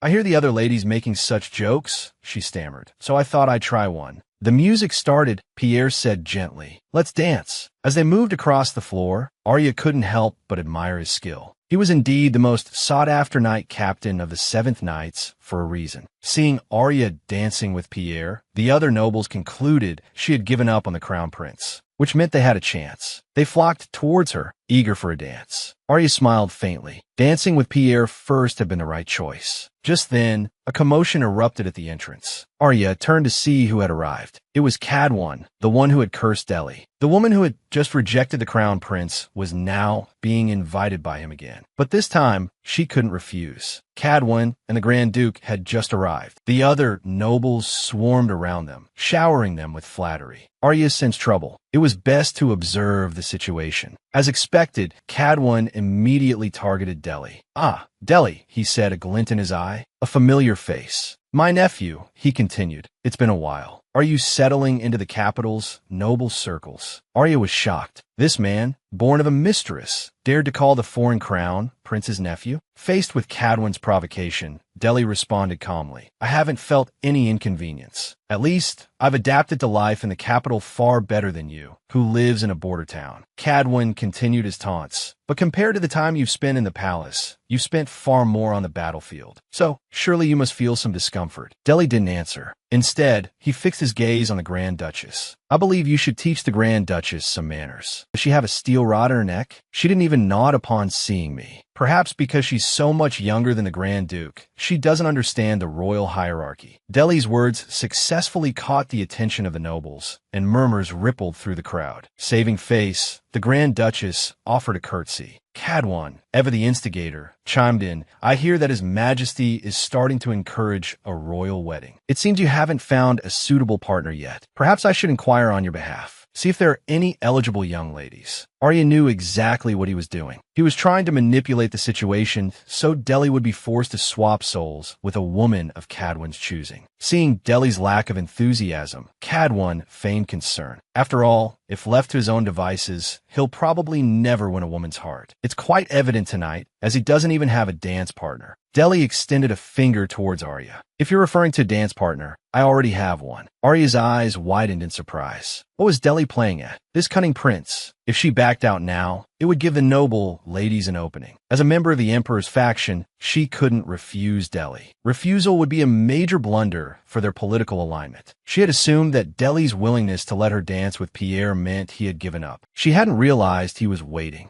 for this very moment, a moment where Arya couldn't refuse. The man was playing dirty. After being rejected for a dance, he was now shamelessly claiming Arya as his partner. Due to her family's position, Arya couldn't possibly refuse. Deli walked towards her and extended his hand. "Dance with me." Pierre clenched his fists. Like Arya, his status obligated him to endure this, no matter how much he loathed it. Arya offered a small smile and placed her hand in Deli's. Then, she subtly tightened her grip, digging her nails into his hand. Thankfully, Deli had thick skin and didn't cry out in pain. Otherwise, he would have been utterly humiliated. Deli leaned in and whispered, "Lady Arya, do you dislike dancing with me this much?" Arya maintained her smile. "Earlier, when I invited you to dance, you refused repeatedly. So, I assumed your highness disliked dancing." Deli was indignant. "Now it's my fault?" Arya continued, "Because your highness hates physical contact with me. Isn't that right?" This silenced Deli. He stopped and looked at Arya intently. "I never said I hated physical contact with you." Arya was bewildered. What was he talking about? He had clearly been disgusted before, hadn't he? Then, Arya laughed. "Your Highness, I'm not so foolish that I need to be reminded of someone's dislike for me." Deli countered. "Why would you think I dislike you?" Arya explained. "Because this whole time, you've been rejecting me. Whenever I so much as touch you, you flinch as if you've been scalded." Deli was about to explain when the music began. Arya glanced around. The noble faction was watching. They had a dance. Deli took her hand and led her onto the dance floor. His hand gently encircled her waist. Even through the fabric of her dress, Arya could feel the warmth of his touch. It was completely different from Pierre's. Lost in thought, Arya swallowed nervously. Deli asked, "Why did you swallow?" The next second, he yelped as Arya stomped on his foot. Arya smiled sweetly. "Because Lord Pierre is such a good dancer. Even if I make a mistake, he can compensate." Deli pulled her closer. "You're dancing with me, yet you're thinking of another man. What kind of manners are those? You can only look at me now." The crown prince felt a pang of something akin to despair. Dancing with the woman he loved, and she was thinking of someone else. Deli's gaze intensified. "Right now, you can only look at me." Arya was taken aback. Why was he acting like this? Deli continued. "Are you unaware that Pierre also has hands?" Arya was puzzled. "What do you mean?" Deli replied. "If he can't even feed himself, he's not qualified to lead the Seventh Knights." Arya was speechless. Had he seen her feeding Pierre and taken offense? Arya tried to change the subject. "Shouldn't we continue dancing?" Stopping now would be rather rude. But Deli was persistent. "Lady Arya, you've never fed me." Arya responded calmly. "I knew you'd be upset, Your Highness. Why would I do something like that? I do think things through. Lord Pierre was holding the plate for me, so I could eat more easily. That's why I fed him." Deli looked at Arya. "It seems you're eager to distance yourself from me. Well, this is your last taste of freedom, so I'll tolerate your antics." Arya was confused. "Last taste of freedom? What do you mean?" Deli answered confidently. "Once I figure out what magic you used on me, your freedom will be over for good." Deli smirked, closing the distance between them. He was certain he'd uncover the truth soon enough. Meanwhile, Arya's mind raced. Deli had finally brought up the topic she'd been anticipating. There was no need to panic. Feigning ignorance was the best course of action. She feigned confusion. "What magic did I use on Your Highness? I don't understand what you're talking about." Deli was incredulous. Was this woman still playing dumb? Our bodies swap. Wasn't that all you're doing? Arya denied it vehemently. "I was just as shocked as you were when that happened, Your Highness." Deli placed his hand on Arya's waist. "Well, I'm investigating it, and the truth will come out eventually. My offer for you to become the crown princess still stands. Think it over." Arya wasn't interested in the slightest. The curse was broken, after all, and now it would be difficult to find any evidence. The body-swapping incident shouldn't happen again. All she had to do was maintain her innocence until he lost interest. Arya curtsied. "Excuse me, Your Highness, but the music has stopped. May I take my leave?" The dance had ended, and the applause from the onlookers was deafening. Arya was taken aback. What was going on? Why were they cheering so loudly? She turned and saw the Emperor had arrived. "Duke Cadwan," he boomed. "You must be proud to have such an exceptional daughter. She would make a splendid empress." The Empress added gently, "Watching the two of you dance warmed my heart. Lady Arya, your grace reminds me of the Duchess in her younger days." Arya bowed quickly. "Your Majesty, you flatter me." The Emperor chuckled. "It seems Lady Arya takes after her father in her seriousness. Don't be so formal. You must visit the palace more often." The Empress agreed. "While you have the time, do come and admire the beauty of the Empress's palace." Arya maintained a polite smile, a sense of unease creeping in. The conversation was taking a strange turn. They both seemed certain she would become the crown princess and eventually the empress. Although she had no desire to become the emperor's daughter-in-law, she couldn't refuse their request outright. She reluctantly agreed to visit. Escaping the crowd, Arya found a quiet corner to enjoy a drink alone. Pierre found her. "Arya, there you are. You're the most beautiful woman in the empire. Every man in the land is captivated by you." Even the heroine's own brother, her sworn enemy, had fallen for her. By now, Arya was slightly tipsy. She looked at Pierre with a hazy gaze, a blush warming her cheeks. Pierre was mesmerized. She was breathtaking. Arya lowered her head. "I apologize. I've had a bit too much to drink. I'm feeling a little lightheaded." She gestured towards a door. "Let's go outside for some fresh air. I think it'll be cooler out on the terrace." Pierre thoughtfully draped his jacket over her shoulders. "It's a bit chilly. You should wear this." Then, he turned to leave. "I'll get you some water. It should help you sober up." Arya thanked him, teasing, "You're so thoughtful and kind. No wonder I danced with His Majesty." Pierre said nothing, offering only a gentle smile. But as soon as he was out of sight, the gentle smile vanished. "Thoughtful and kind?" Pierre rubbed his temples. "You have no idea how many lies I've told just to hear you say that. What I really want to say to you is not that at all. Pretending to be drunk, using it to flaunt your fiery charm, is your specialty. But the reason I pretend not to notice is because I thought you wanted to be alone, using drunkenness as an excuse. More importantly, I feel like you prefer me when I'm innocent. It's an image I've diligently maintained for you. I wonder if you're still satisfied. As long as it earns me a sliver of your affection, I'm willing to do anything. Pierre, having reached the top of the staircase, observed the noble ladies. He hadn't expected the Duchess to reveal her true colors so quickly. Even in the presence of His Majesty, she wouldn't leave the Crown Prince's side. That woman seems to think quite highly of herself. She insisted on accompanying His Highness to Boss Island. It must have been to spend a passionate night with him, but I hear she was treated quite coldly upon their return. Just how awful must she be to warrant such treatment from the Crown Prince? The noble woman burst into laughter, completely oblivious to Pierre approaching. He lifted his glass. You're Viscountess Alt, aren't you? I'd Forza. Is there something you need? In the next instant, the contents of Pierre's glass showered over her head. Pierre's voice was ice. Watch your tongue. Who wouldn't love such a protective little lapdog? Faced with such a gossip-monger, Pierre's actions were incredibly satisfying. He glared at the drenched Alt. Watch your tongue. True colors? Passionate night? What if someone overheard you? Alt, furious, spat back. Aren't you the same? You're only getting close to the Duchess to take advantage of her, just like that woman tried with the Crown Prince. Pierre's face darkened, his eyes narrowing into a menacing glare. Alt flinched under the intensity of his gaze. Pierre spoke slowly. Haven't you learned your lesson after being so thoroughly humiliated? The woman you just slandered is a venomous snake, and I am utterly captivated by her. So even if it means stooping this low, I won't hesitate. I trembled. What had Arya done to this man to inspire such devotion? She shrieked. You're completely insane. Her outburst roused the other noble women. Viscountessite, what happened? Alt, as if grasping at a lifeline, cried, You're finally awake. Listen to what he's saying. Master Pierre not only splashed water on me, but he also insulted me. The other noble women, however, seemed unconcerned. But he's Master Pierre. He's not like the other Emperor's faction. He wouldn't intentionally splash water on you.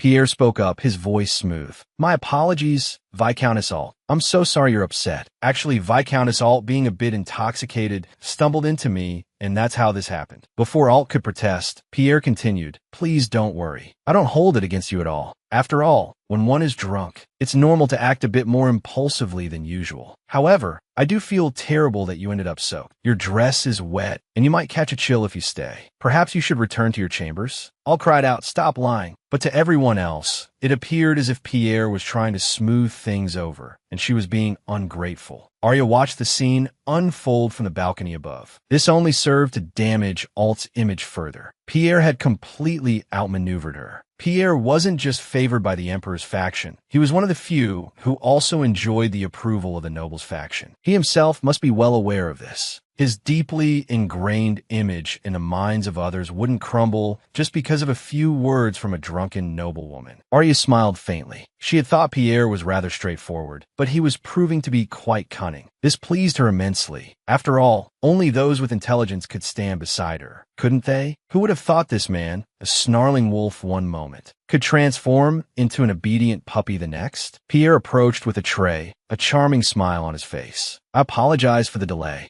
I brought iced water, room temperature water, and warm water. Which would you prefer? Arya smiled. Warm water, please. Pierre, was it you who fixed him? I'm talking about Viscountess Alt. Pierre hadn't expected Arya to have witnessed his intervention. A blush crept up his neck, a wave of self-consciousness washing over him. After all, the image he projected wasn't quite the reality in Arya's eyes. He turned his head, the red deepening. It's just, you seem to find her presence rather irritating. Arya nodded, a small, almost imperceptible movement. A little, she admitted. Then, her gaze swept over Pierre, taking in his flustered demeanor. Was he feigning helplessness? He'd seamlessly transitioned into the role of a scolded child. The ease with which he adopted the guise was almost impressive. She thought, perhaps it was because she was so used to dealing with men like Delhi. Compared to the Crown Prince, Pierre seemed almost endearing. A small smile played on her lips. Thanks to you, she teased. I found it rather amusing. I can do things that are even more amusing, Pierre blurted out, a touch of desperation in his voice. Lilia is hosting a tea party in a few days. You'll receive an invitation. Will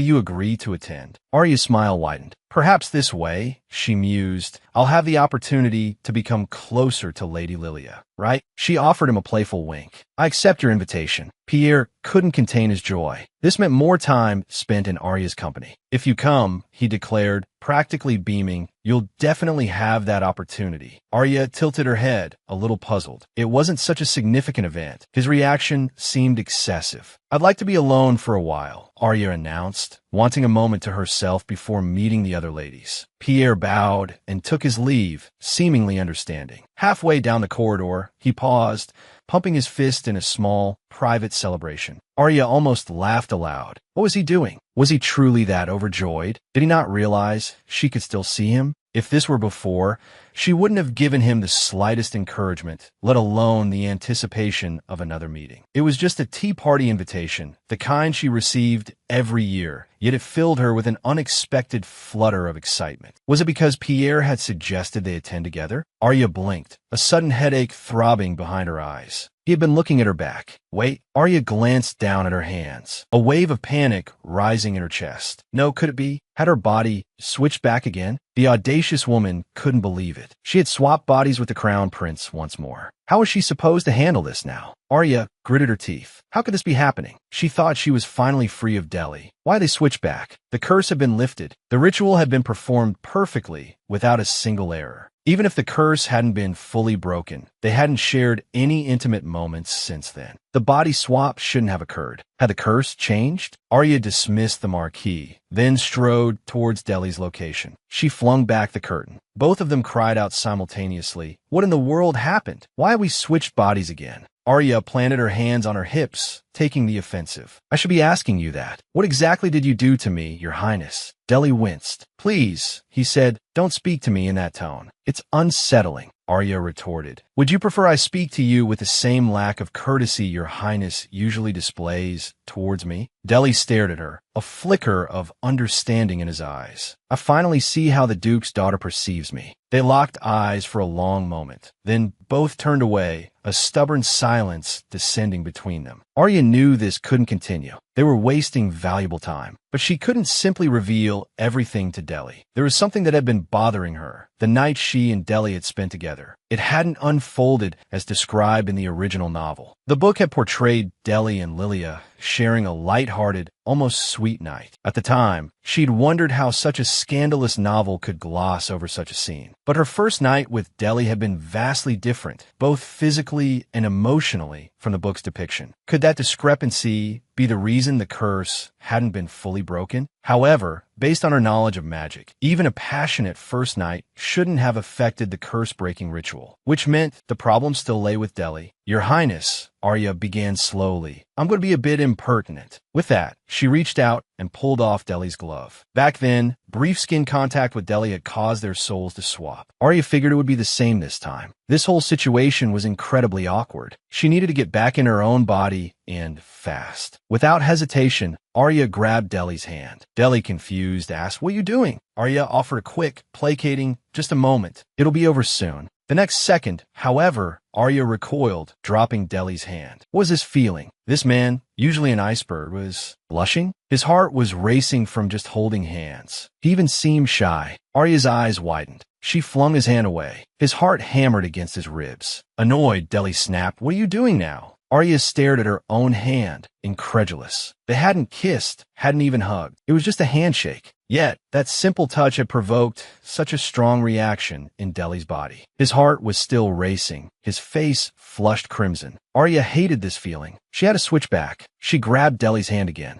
Delhi, bewildered, questioned, "What are you playing at?" Grabbing my hand, letting go. "What's the meaning of this?" Arya simply replied, "Just wait." Delhi's confusion deepened. "Stop playing these silly games." Seconds later, however, they both stared at each other, stunned. They were back in their own bodies. Delhi asked, "My lady, what was that? Do you know how to make this body swapping happen?" Arya feigned fear. "I was just so frightened, Your Highness, that I instinctively reached for your hand." She clung to him, her voice trembling. "What did you do to cause this, Your Highness?" Last time, we swapped bodies after spending the night together, Arya continued, implying that perhaps Deli sleeping with another woman might have triggered it. She couldn't say it outright, of course. Deli looked shocked. Did you spend the night with someone else? Already. I haven't been with anyone else, Arya insisted. Perhaps that's why this happened, Your Highness. Because I didn't spend the night with anyone else. Deli was adamant. I haven't been with anyone else either. Have you forgotten what I said at your coming-of-age ceremony? Arya scoffed internally. Was he referring to that nonsense? He had told her, don't you understand? I only want your body. Arya maintained a pleasant smile. So he was only interested in her physically? Lost in thought, she barely registered Deli pulling her close. I haven't been with any other woman. I haven't even thought about it. You remember what I said. Why don't you believe me? Arya felt a surge of irritation. How could he interpret his words that way? She wanted to punch his cursed mouth. But both his reaction earlier and his racing heart now suggested he was telling the truth. Even so, it didn't matter to her. Arya pulled away. So, it's not because we've been with other people that this is happening. Deli agreed. We need to find another reason. He reminded her that her father was nearby and he couldn't stay long. Meet me tomorrow night at the Blue Castle, he instructed. The Blue Castle was a euphemism for the Grande Bills, the most luxurious hotel in the capital. Its private lounges were designed for discreet meetings, perfect for their clandestine discussions. And should they need to take things further, they wouldn't be disturbed. Deli continued, the biggest variable in all of this is our intimacy. If we can't figure this out, we might have to spend another night together tomorrow. This woman, with her unladylike posture, harbored the soul of a man. Deli still found the whole situation surreal. He and Arya inexplicably swapping bodies. Just then, Ebal entered. Perhaps because of his previous experience in Arya's body, Deli found interacting with others relatively easy. His mood wasn't as foul either.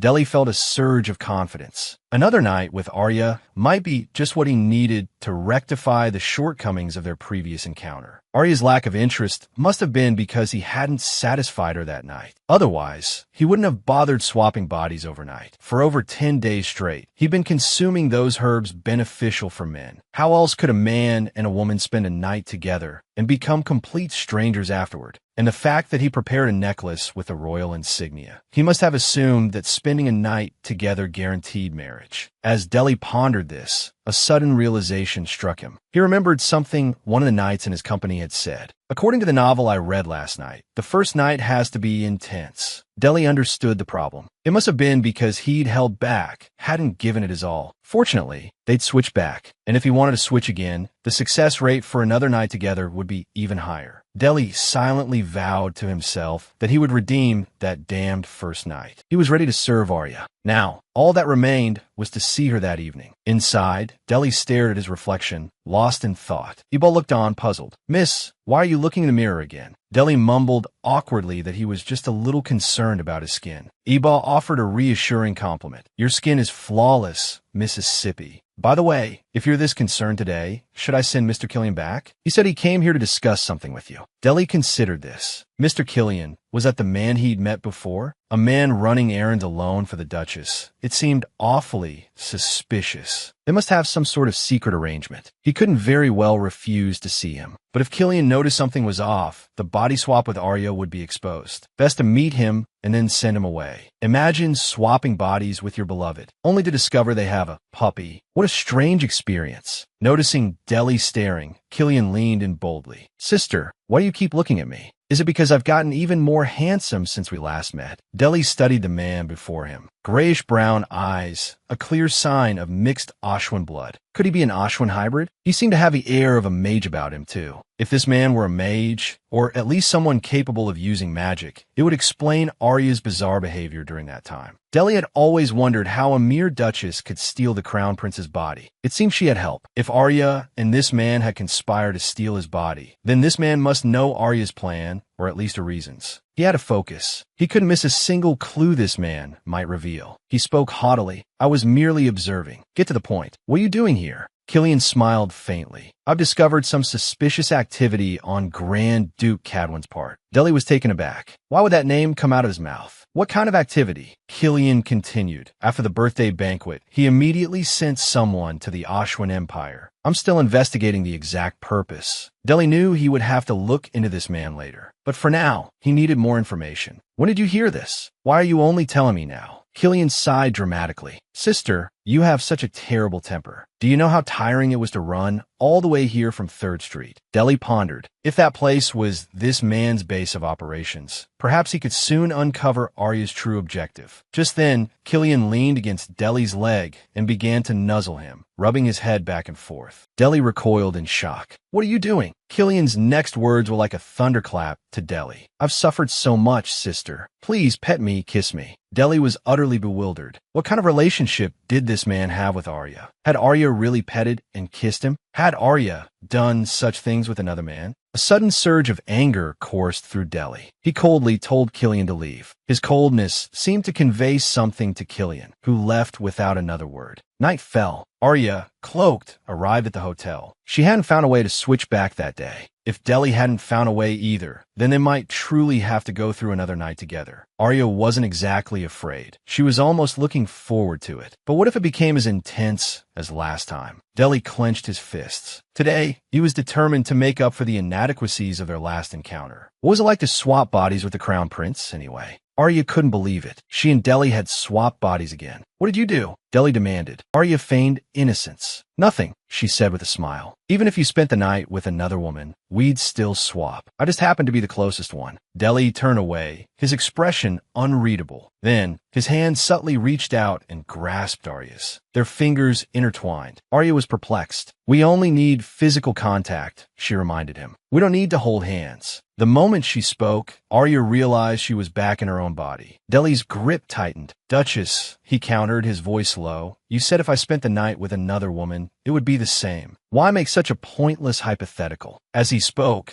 he unconsciously pulled her closer, his arms encircling her. Arya, ever practical, turned a bewildered look on him. I don't know what you're talking about, she said. Shouldn't we be focusing on how to fix this body-swapping issue? They remained in that embrace for 2 hours, pondering the problem without any breakthroughs. Arya decided it was still preferable to staring awkwardly at each other. Finally, Deli spoke. Since we can't figure it out, he murmured, perhaps we simply need to spend another night together. Duchess, he continued, his voice a husky whisper, if there's anything you wish me to do, tell me now. Arya shook her head. Nothing. To her surprise, Deli chuckled. Then it's my turn. Don't call me Crown Prince or Your Highness. And this time, until I wake up, you stay by my side. You don't leave. Arya fell silent, wondering what he was planning. What was Deli up to? But returning to her own body was paramount. All right, she agreed quietly. Anything else? I'll cooperate. At her words, Deli embraced her again. A surprising warmth spread through Arya. This Deli was completely different from before. What was he thinking? This woman was the villainess of the novel. Yet, she hadn't exposed any rivals or expanded the harem. Instead, she'd swapped bodies with the Crown Prince. And now, they were about to spend a second night together. Lost in the moment, Arya still managed to interrupt. But Deli, completely focused, didn't hear her. Exasperated, Arya grabbed his hands. Deli froze. Why had she done that? Had he been too rough? Did you forget something?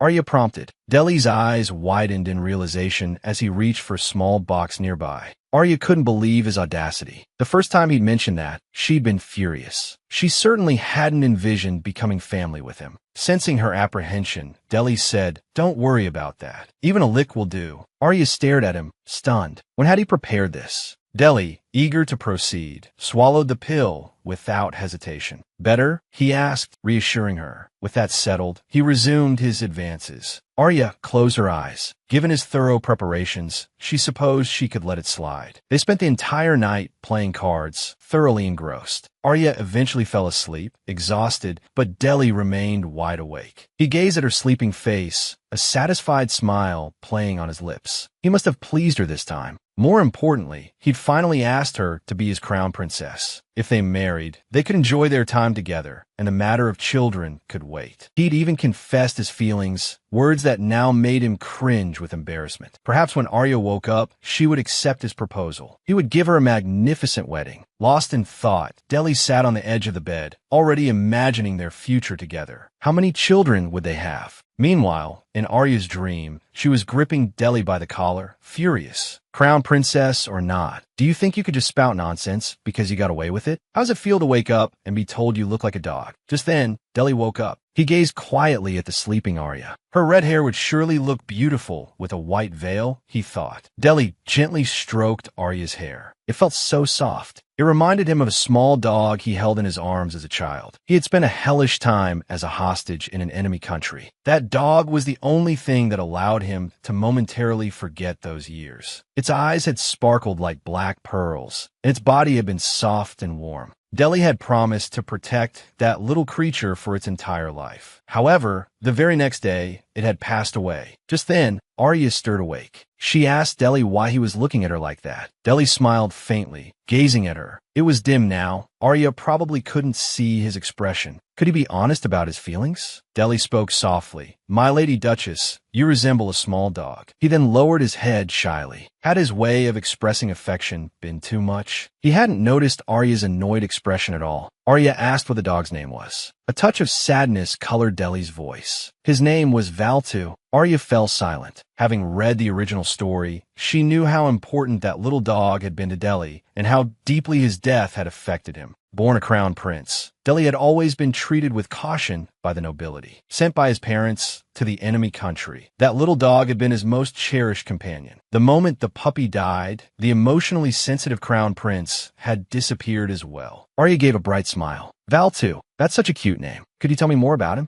Deli lowered his head. Arya was the first person to ask him about Valtu. He began to reminisce. "When I received Valtu, his eyes hadn't even opened yet. I thought I would spend 10 years with him, but things didn't turn out that way. At my first birthday banquet in the enemy country, I just sat down at the table when that little guy drank all the soup in front of me. It seems the food was poisoned. He was a foolish creature who didn't value his life." Deli turned his back, a hint of defiance in his posture. Arya knew he must be missing Valtu. He simply didn't want to show his vulnerability. Arya's gentle voice broke the silence. Perhaps Valtu did not value his life. Perhaps he felt it was worth sacrificing for you. Because you were the one who raised him, he must have felt that giving his life for you wasn't a waste. To him, you were his whole world. Because you were the one who cared for him, he must have staked his life to protect you. Despite her words, Deli didn't react. Arya decided to try and go back to sleep. Deli's thoughts were in turmoil. He had expected to be mocked, but Arya had been so kind and understanding. This woman must have touched something within him. Otherwise, why would his heart be beating so fast? Just how extravagant was the crown prince? Afraid the food wouldn't suit her palate, he had ordered every dish on the hotel menu. Of course, he had done it all for Arya. Arya was about to take a bite of a thin pancake when Deli frowned intensely. He then stood up, knife in hand. As Arya watched, startled, Deli came to her side and cut the meat for her. "You know you need to eat meat to build muscle, right? Your stamina is terrible. It's annoying every time I'm in your body." Arya was baffled by Deli's behavior. If it was due to his concern about switching bodies, it seemed incredibly unnatural. After the meal, Arya complimented the delicious food. Deli immediately declared that the royal palace's head chef had been the head chef at this hotel for over 20 years. Arya understood what Deli was implying. He wanted her to become the crown princess. He turned to leave, adding, "The chef from our household also worked here." His refusal was clear. Deli couldn't understand why Arya was rejecting him. "Weren't you satisfied last night?" he asked. Arya responded slowly. "I'm not the type of person who marries someone just because they satisfied me for one night." This gave Deli an opening. "You were satisfied. That means I performed well last night, right?" Just then, the doorbell rang. Deli's delivery had arrived. He had Arya unpack each item one by one. They were high-end custom dresses, shoes, and other accessories. Both the style and size suited Arya perfectly. She smiled and said she loved them. After changing, Arya announced she was leaving. "Det lister dat Arya is bare neck."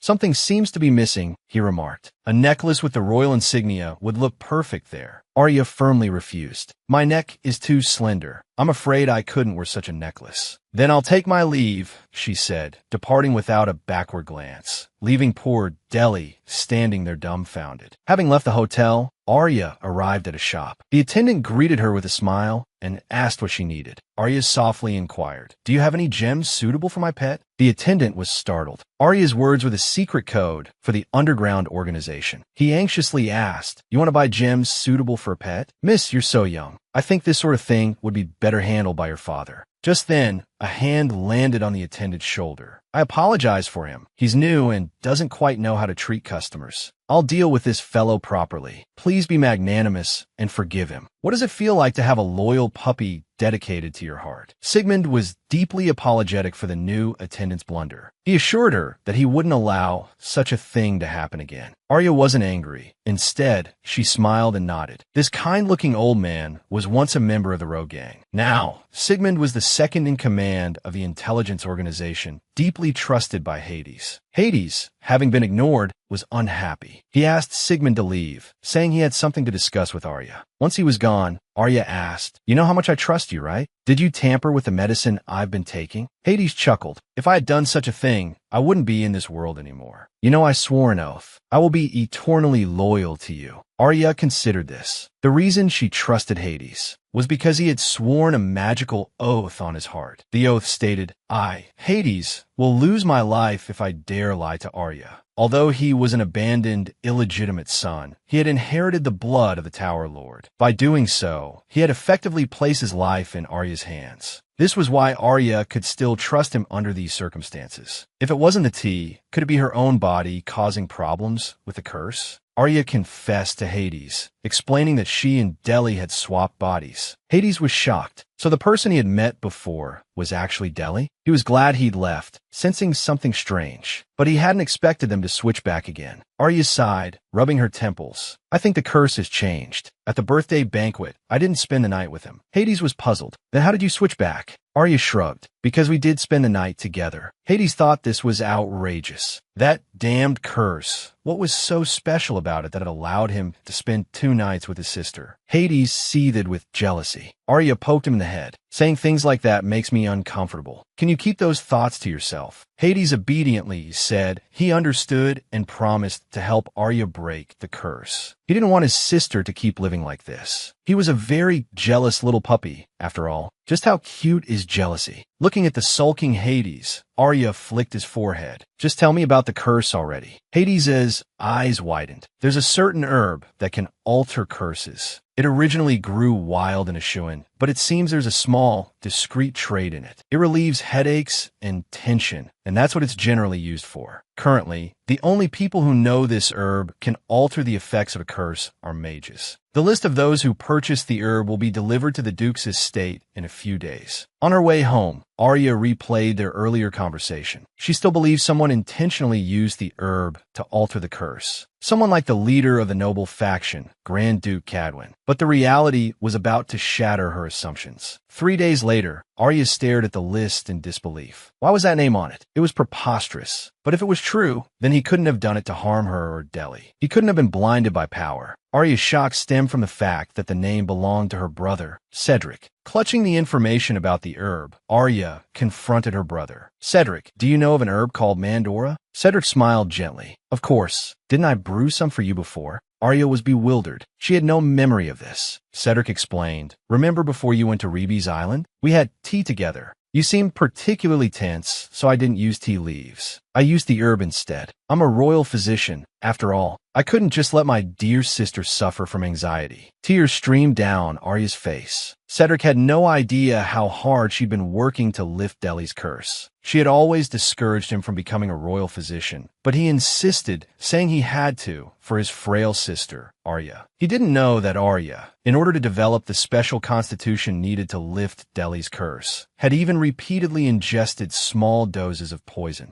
The poison had weakened her, but Arya never intended for Cedric to know her suffering. And yet, he had inadvertently changed Deli's curse. It was unbearable. Because of him, Arya's lifelong plan was ruined. Arya couldn't understand. Why did her kind brother only do things that seemed to hinder, not help, her life? Elsewhere, Iron and Pierre stepped out of their carriage. Pierre asked, "Where's your brother?" Iron responded pointedly, "You should be more worried about yourself than my brother. Didn't you come here because you had an invitation for Arya?" Reincarnated as the Empire's most beautiful woman and villainous, she'd swapped bodies with the Crown Prince to avoid her family's execution. Yet, just when she thought she'd successfully lifted the curse, she discovered her plan had been disrupted, and the one who'd unwittingly done it was her own brother. Tears welled up in Arya's eyes. Seeing his sister sobbing, Cedric panicked. Suddenly, he had a brilliant idea, something sure to cheer Arya up. He rummaged around and finally pulled a small bear from a cupboard. "Your beloved Mrs. Bear is here." Arya stared, momentarily speechless. The Mrs. Bear doll. It was a gift she'd given Cedric when she was 10. He kept it all this time. But what was he doing with it now? Pulling out a doll in this situation was utterly unhelpful. Furious, Arya snatched the doll and began to rip it apart. Cedric was heartbroken. This was a precious memory of him and his sister. Having vented her anger, Arya stood. "I'm not feeling well," she said. "I'll be going now." Cedric, alarmed, moved to help her, but she brushed him off. Arya's head throbbed. She had a lot to think about. Deli's curse had changed because of the Mandora tea she'd unknowingly consumed. She still needed to determine the nature of the change, but it seemed that even without spending the night with Deli, their bodies could swap at any time. And each time that happened, she would have to spend the night with him to switch back. She didn't intend to tell Deli the truth, but the astute prince would surely figure out soon. What would she say if he asked about the curse? At this rate, all her previous efforts would be for nothing. But anger wouldn't solve anything. Arya blamed it all on her brother.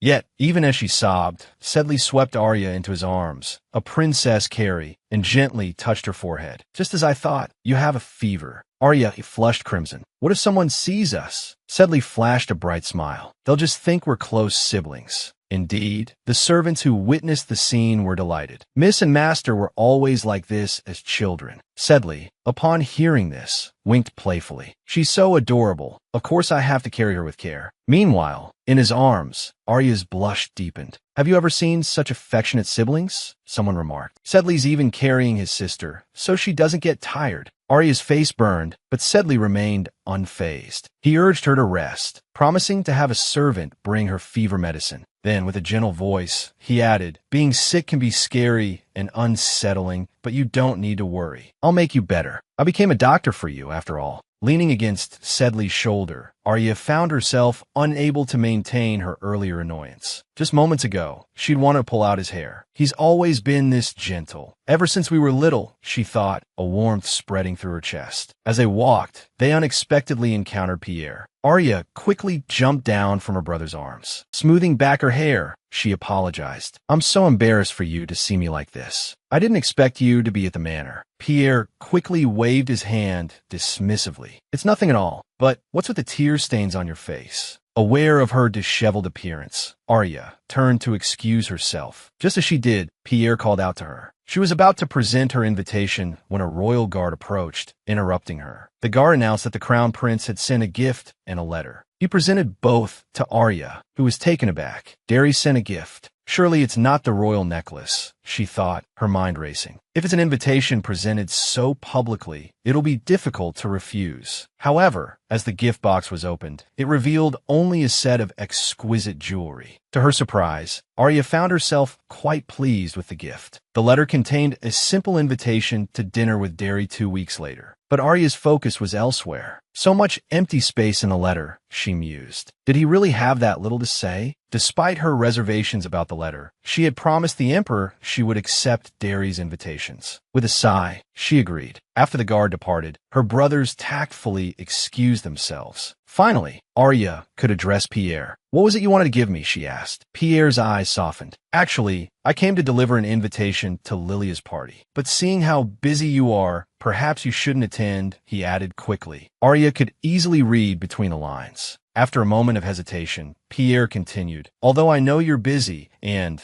I know this is presumptuous and greedy of me, I still hope you'll come." He paused, his gaze intense. This man, the crown prince of the empire, was constantly constrained by the nobility. He nearly lost his life as a child because of them. He wanted nothing more than to wring their necks. The Marquis, startled by Derry's intense look, quickly bowed and excused himself. Derry picked up the stem of a flower, his jaw clenched. "So what if the noble faction saw? Is it really that shocking?" he muttered. "And what's wrong with reading fortunes with flower petals anyway?" Derry's fortune-telling the previous night had been prompted by a messenger's report. The messenger had told him that Arya had accepted both his and Pierre's invitations, and that she had cried while doing so. Derry had been stunned. Why would Arya cry? Was it because he hadn't satisfied her? She must have felt neglected and upset. The messenger had also said Arya looked like a dog and hadn't been smiling as usual. It seemed Derry truly hadn't satisfied her. Distraught, he'd picked a flower. Plucking the petals one by one, he'd repeated, "Is it because of me?" But the petals had blamed him. Because of the fortune-telling, Derry hadn't slept all night. His attendant, startled by Derry's expression, watched him nervously. Finally, Derry spoke. "Allegro, is there anything else you need to report?" Allegro grew serious. This intelligence comes from Ashuan. They've discovered several points of interest for His Highness. Grand Duke Cadwyn has secretly sent someone back to the country from overseas. We're still investigating that person's identity. In another carriage, a woman with blonde hair and blue eyes, radiating an aura of nobility, sat poised. Her beauty was captivating, and the purpose of her visit was the Duke's mansion. Inside, Arya was getting ready. Today was the day of a tea party. Her mother asked, "Are you intentionally ignoring the Crown Prince now?" Arya replied that she no longer had any interest in Delhi. Relieved, her mother's worries eased. She had always hoped her daughter would marry a kind man. Pierre was handsome, treated Arya well, and his parents were pleasant. He seemed like a good choice. However, as a mother, she still respected Arya's decisions. Kneeling down, she looked at her beloved daughter. "Our family has wealth and prestige, so all that matters is your happiness." Arya, deeply touched, responded, "I will be happy, mother. Please believe me." Before her stood the handsome knight commander, Pierre, blushing like a shy schoolboy in front of the so-called villainess. Pierre, his face flushed, presented Arya with an invitation. "I know this is presumptuous and perhaps greedy of me, but I was hoping you might attend my tea party." Seeing his sincerity, Arya laughed. Pierre, startled, wondered if he had misspoken. Arya spoke softly. "Do I seem like someone who breaks promises easily? I already agreed to attend a tea party. If you're amenable, I accept your invitation." "Of course," Pierre beamed. "Then I shall eagerly await this weekend." Meanwhile, at the Grand Duke Cadwyn's mansion in the capital, the Duchess seethed. Arya, that detestable woman. She had anticipated witnessing Arya's heartbreak upon hearing about her supposed rejection by the Crown Prince. Instead, not only was Arya unfazed, but she arrived at the banquet with the highly sought-after Pierre. But that wasn't the worst of it. The way Crown Prince Delhi looked at her, his eyes were filled with adoration. Arya was truly cunning. Even the Crown Prince had fallen for her charms. And when Delhi saw Arya alone on the terrace, he rushed towards her. Hidden behind the curtains, in that private space, who knew what transpired between them? If this continued, what if they had a child? The imperial family didn't prioritize gender when choosing an heir. If they had a child, that child would become a member of the royal family and eventually inherit the throne after Delhi. This was absolutely unacceptable. The Duchess bit her finger until it bled. She would not stand idly by.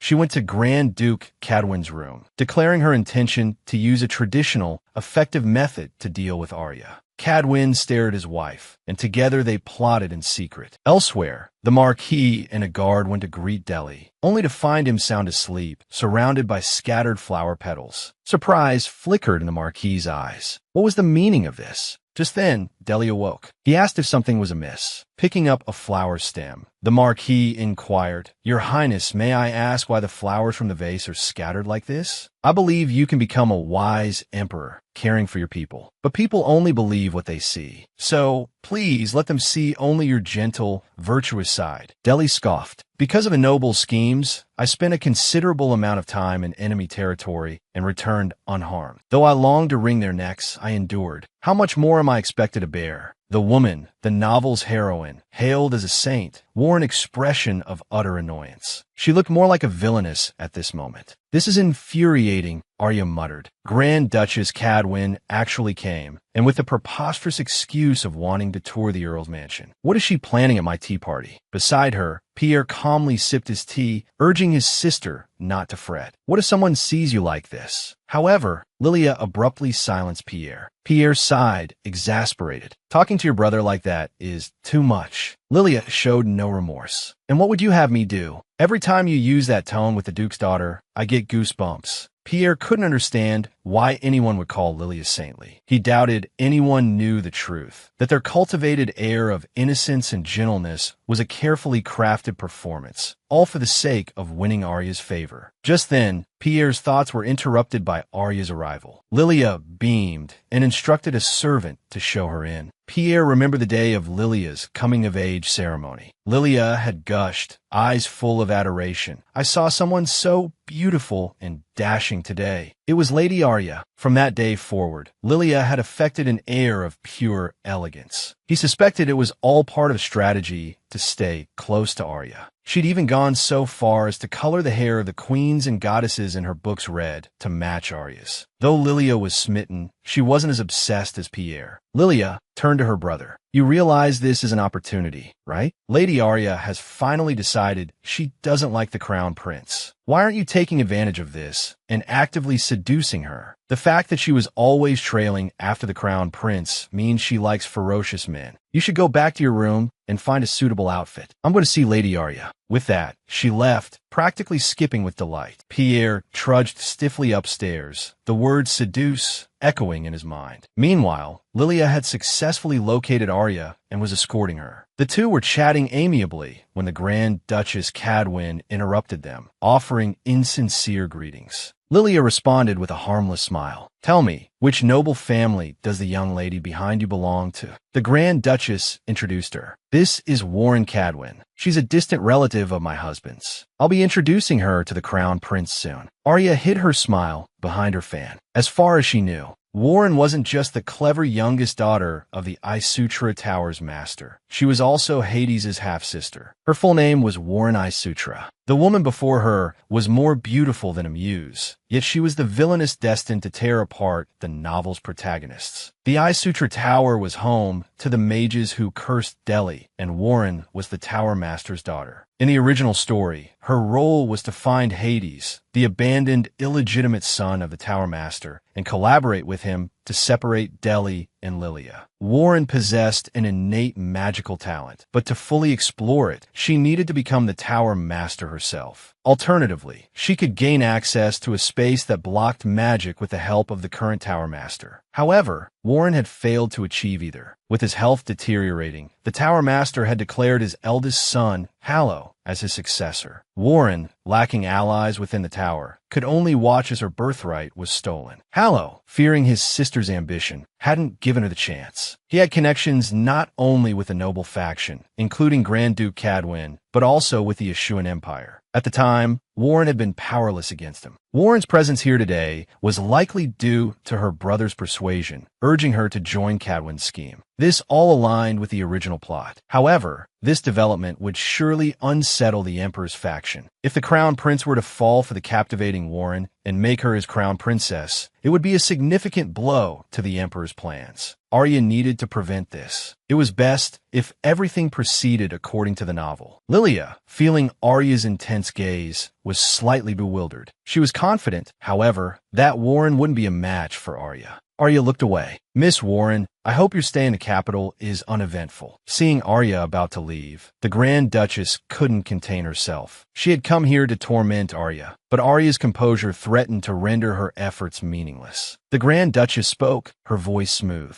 "One can only hope that the Crown Prince's tastes align with His Majesty's." Lilia pondered this. Was she implying that Miss Warren resembled the Empress? The Emperor and Empress had married for love and remained deeply devoted to each other. In this context, wasn't the Grand Duchess insinuating that Arya had been rejected by the Crown Prince for being insufficiently beautiful? Had anyone ever seen such audacity? To openly provoke the villainess and mock her for being jilted by the Crown Prince? Arya refused to be intimidated. She slowly began, "The Grand Duchess is right. Just as you said, the Empire might soon be celebrating joyous news. When that time comes, will I finally be able to meet the Grand Duke Cadwyn's son?" Warren glanced at the Grand Duchess, whose face had darkened. "That son," she explained, "is the child of Grand Duke Cadwyn and his previous wife. It's common knowledge that the Grand Ducal couple have confined him to a remote country estate under the pretense of a mild lung ailment." Lilia felt a surge of satisfaction. After Arya's departure, the Grand Duchess fumed, her teeth grinding. She ordered Warren to complete her mission. After all, the only way to deflate Arya's rising star was through this particular scheme. Warren would certainly try her best. It was, after all, her only path to survival. However, she had to admit, she found Arya quite captivating. The fact that the crown prince remained unmoved by such a person, it seemed he truly was maturing. Just then, the sharp-eyed Grand Duke spotted Delhi. He quickly pulled Warren forward to pay their respects, enthusiastically introducing Warren to the crown prince. Warren offered Delhi a slight smile. The charm she exuded captivated only the Grand Duchess beside her. The Grand Duchess thought Warren was simply breathtaking. How could such a beautiful woman exist? Even Delhi seemed fixated on Warren. Just then, the carriage arrived. The Grand Duchess decided to play hard to get. Leaving early will surely leave an impression on His Highness, she declared, departing with Warren in tow. She added, if Your Highness has free time, you are welcome to visit the Grand Ducal estate. Delhi inwardly groaned. He didn't even have enough time for his flower fortune-telling, let alone a visit to the Grand Dukes. However, he couldn't shake the feeling that the woman resembled Hades. Although their hair and eye color differed, the unintentional air of menace they exuded was identical. Delhi turned to his aide beside him and said softly, Dalit, I need you to investigate something for me. Investigate not only Hades, but also that woman from just now. Elsewhere, Arya, now seated, felt a pang of unease. Why hadn't she seen Pierre today?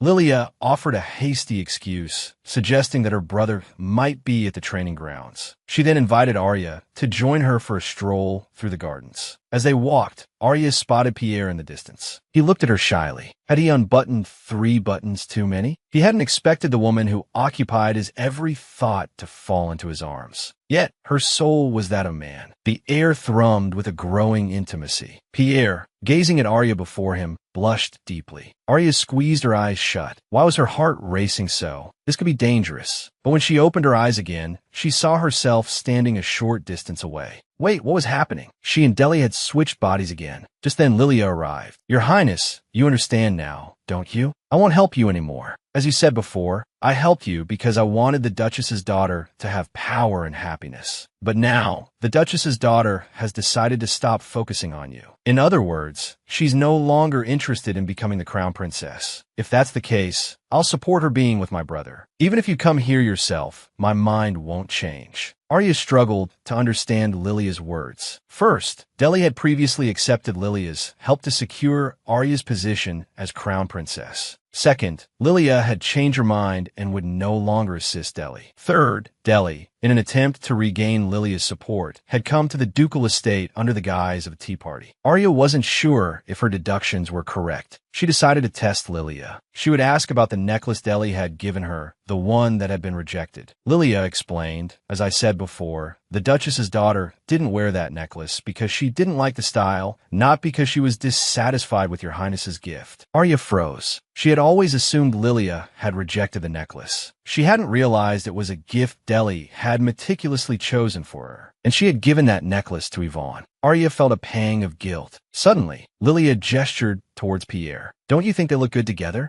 Elsewhere, Delhi's face paled. Pierre's shy face was mere inches from his own. How was he supposed to handle this situation? He cursed inwardly, fuming. Damn it, he'd been about to kick Pierre away from Arya, but then they had switched bodies. And what was with that look on Pierre's face? And 3 buttons undone on his shirt. The man was playing dirty. But why was Arya's heart racing like this? His beloved in another man's arms. That sly fox, Pierre, with his open shirt. But why was Arya enjoying this? Could she actually be relishing the moment? Delhi desperately wanted to close his eyes to shut out the sight, but that would give Pierre the chance to kiss her. No, he wouldn't allow it. Even if his eyes dried out and burned, he wouldn't close them. Pierre seemed to realize he'd overstepped. Releasing Arya, he murmured an apology. Just then, Arya, in Delhi's body, spoke up, saying she had something to discuss with the Duchess. The two then excused themselves. Under the willow tree, hand in hand, their physical contact allowed them to briefly switch back. Back in his own body, Delhi felt the full force of how fast Arya's heart had been beating. No surprise about the body swap, but her heart racing at Pierre's blatant seduction. If he hadn't intervened, she might have actually kissed him. The thought alone darkened Delhi's mood. He grabbed Arya's hand. Pierre definitely has ulterior motives towards you, he told her. Arya looked innocent. Your Highness, what are you talking about? Delhi's anxiety spiked. Can't you see his scheming? If he didn't have ulterior motives, why would he undo 3 buttons? Arya countered. Your Highness, do you perhaps dislike me being with Pierre? Delhi stammered, a mixture of shyness and guilt. Seeing his flustered state, Arya didn't press the issue. She released his hand. Then let's discuss how to return to our original bodies. But the moment their hands parted, they swapped again. Arya found it odd. Why was Deli's heart beating so fast? Had her mention of returning to their bodies made him think of spending the night together? He accused Pierre of having ulterior motives, but he was just the same. Arya suddenly didn't want to be in his body anymore. Grasping his hand, they switched back. Arya suggested waiting a week. Maybe they'd swap back naturally. Deli misinterpreted her suggestion. Fine, if you don't want to spend the night together. It's because you hate me, isn't it? If I said I didn't want to wait, you just go home and cry. Arya sensed a misunderstanding. While she disliked Deli's cold demeanor, she didn't hate him. She didn't overreact to the idea of being hated. Perhaps she was used to it. A pang of sympathy struck her. She took his hand. Actually, I don't hate you, Your Highness. And so, Deli agreed to wait a week. One day, Arya received a letter from Deli. He complained of unexplained stomach and back pains and a craving for sweets. Arya considered this. Oh no, could Deli be getting his period? The most esteemed crown prince in the empire, subject to the same monthly woes. The thought made Arya want to laugh. Composing herself, she continued to listen to her subordinate's report. The conversation yielded valuable intelligence. Deli had been keeping a close eye on the Ushvin royal family. Arya was surprised by his audacity. He'd sent spies and was even using the Black Wolf Knights to destabilize the Ushvin royals. His plans were meticulous. The thought of that sword of wrath hanging over her family sent chills down Arya's spine. She understood Deli's intentions. Sever the ties between the kingdom and the magic tower, then eliminate them one by one. While the idea itself wasn't complex, executing it was another matter. Yet, Deli was succeeding. How long had he been plotting this revenge against the Ushvins, who had stolen his childhood, and against the magic tower? Just then, her subordinate continued. The investigation into Hallow is complete. He seems to have deep ties to the magic tower. As for Hades, we should have information within 3 days. Arya's heart pounded. Not just Hallow, but Hades too? At this rate, her own dealings behind Hades' back were bound to be exposed. What a headache. Irritated, Arya walked to the window. Derry's face appeared on the glass, instantly diverting her attention. Derry really is handsome. Wait a minute, was she actually calming down just because Derry was handsome? It seemed she couldn't look at Derry's face for a while. These days, Arya took a walk in the garden every afternoon. It was truly beautiful, but this body, still influenced by the original Arya, felt strangely indifferent to the scenery. The one exception was roses. When she smelled their fragrance, Arya's heart would race. Just then, Warren approached. Exquisitely dressed, she bent slightly to inhale the floral scent. Even the beautiful roses paled in comparison to her. The Grand Duke, who was with her, came to Arya's side. Though a distant relative, I find her quite charming. Such an elegant woman. If she were to become my future aunt, the people would be very proud, the Grand Duke remarked. Arya's gaze drifted towards Warren. She was wearing that dress to accentuate her figure, but it must be uncomfortable. These oblivious men wouldn't notice such things. The Grand Duke continued to chatter, like a salesman pitching a product. Hwallowen is very clever. Arya agreed with this point. If it weren't for her brother's schemes, Hwallowen would probably have developed many magical products. The Grand Duke gradually got to the point. If you're willing, you can spend a night in bed with that child. A beautifully dressed, blonde-haired, blue-eyed beauty is right before you. What would you do? The Grand Duke's meaning was clear. He wanted to use Hwallowen to seduce Derry, to bring them together. Too bad Derry's body was currently occupied by Arya. What sparks could fly between two women? Noticing Hwallowen trembling, Arya spoke softly. Grand Duke, how can you treat a person like an object? You're quite vulgar for a Grand Duke. You should know shame. These words rekindled a flame in Warren's heart. He looked at Derry, his eyes filled with an ambiguous emotion. The Grand Duke gritted his teeth after hearing this. This guy was truly audacious. Arya turned and left after speaking. She really wanted to kick the Grand Duke between the legs. Warren, watching Derry's retreating figure, hurried after him, not noticing anything amiss. He then invited Arya to sit with him in the garden. Arya didn't want to agree, but looking at the beautiful and charming Warren, his resolve wavered. Who could refuse a beautiful person? In the end, Arya decided to sit with him.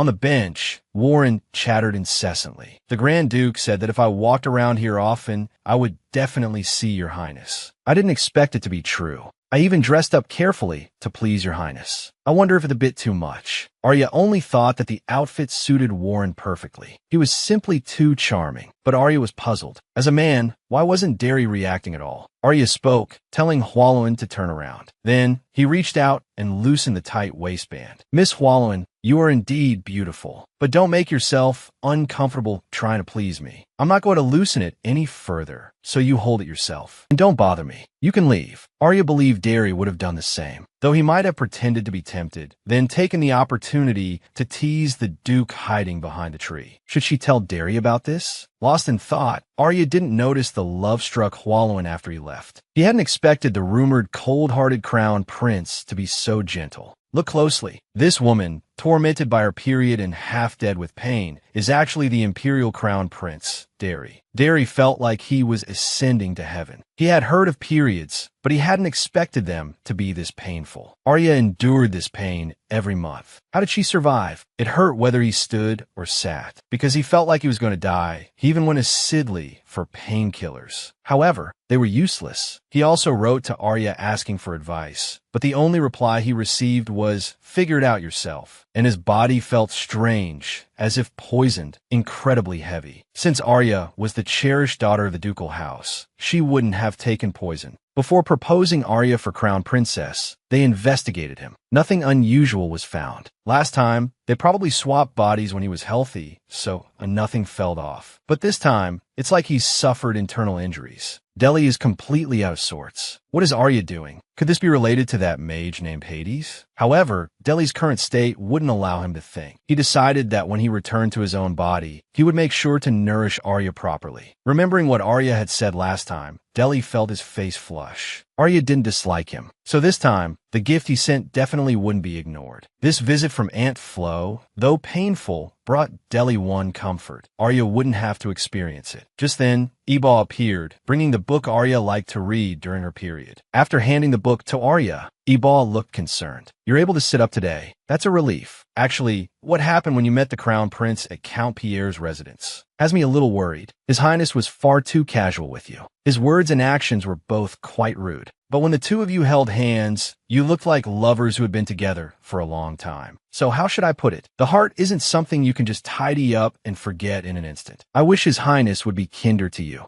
Both Master and Madam tried to set you up with young Master Pierre because they were worried about this, weren't they? It pains me to see you hurt because of His Highness." Delhi fell silent. He knew his behavior wasn't kind. He was used to it. Slowly, he spoke. "If His Highness were kinder with father and mother, like him as much as they like Pierre?" Eba nodded. "Everyone opposes you becoming crown princess because His Highness is too cold and ill-tempered. With His Highness's looks, even a simple gift of flowers would make someone happy. Though, that would probably be difficult for him." Delhi seethed. This guy was trying to provoke his competitive spirit. Did Eba think he was some fool who couldn't speak sweet words? Well, I suppose I'll read for now. But when Delhi opened the book, he froze. Why were these pictures so explicit? Who would have thought this ethereal woman secretly read this? Delhi stared at the book in disbelief. What was going on? Arya, was this some kind of joke? Why would she collect these images? Some of the acts were indescribable, and she'd even underlined them as if studying them. Delhi's face burned as he snapped the book shut. Trying to regain his composure, he had Eba return the book and declared he was going to sleep. Seeing those lewd images made Delhi's head spin. Judging by the explosive font from earlier clippings, this book seemed like something Arya made herself, keeping potentially embarrassing material in a place easily accessible to others. Arya was a clever woman. She wouldn't take such risks without reason.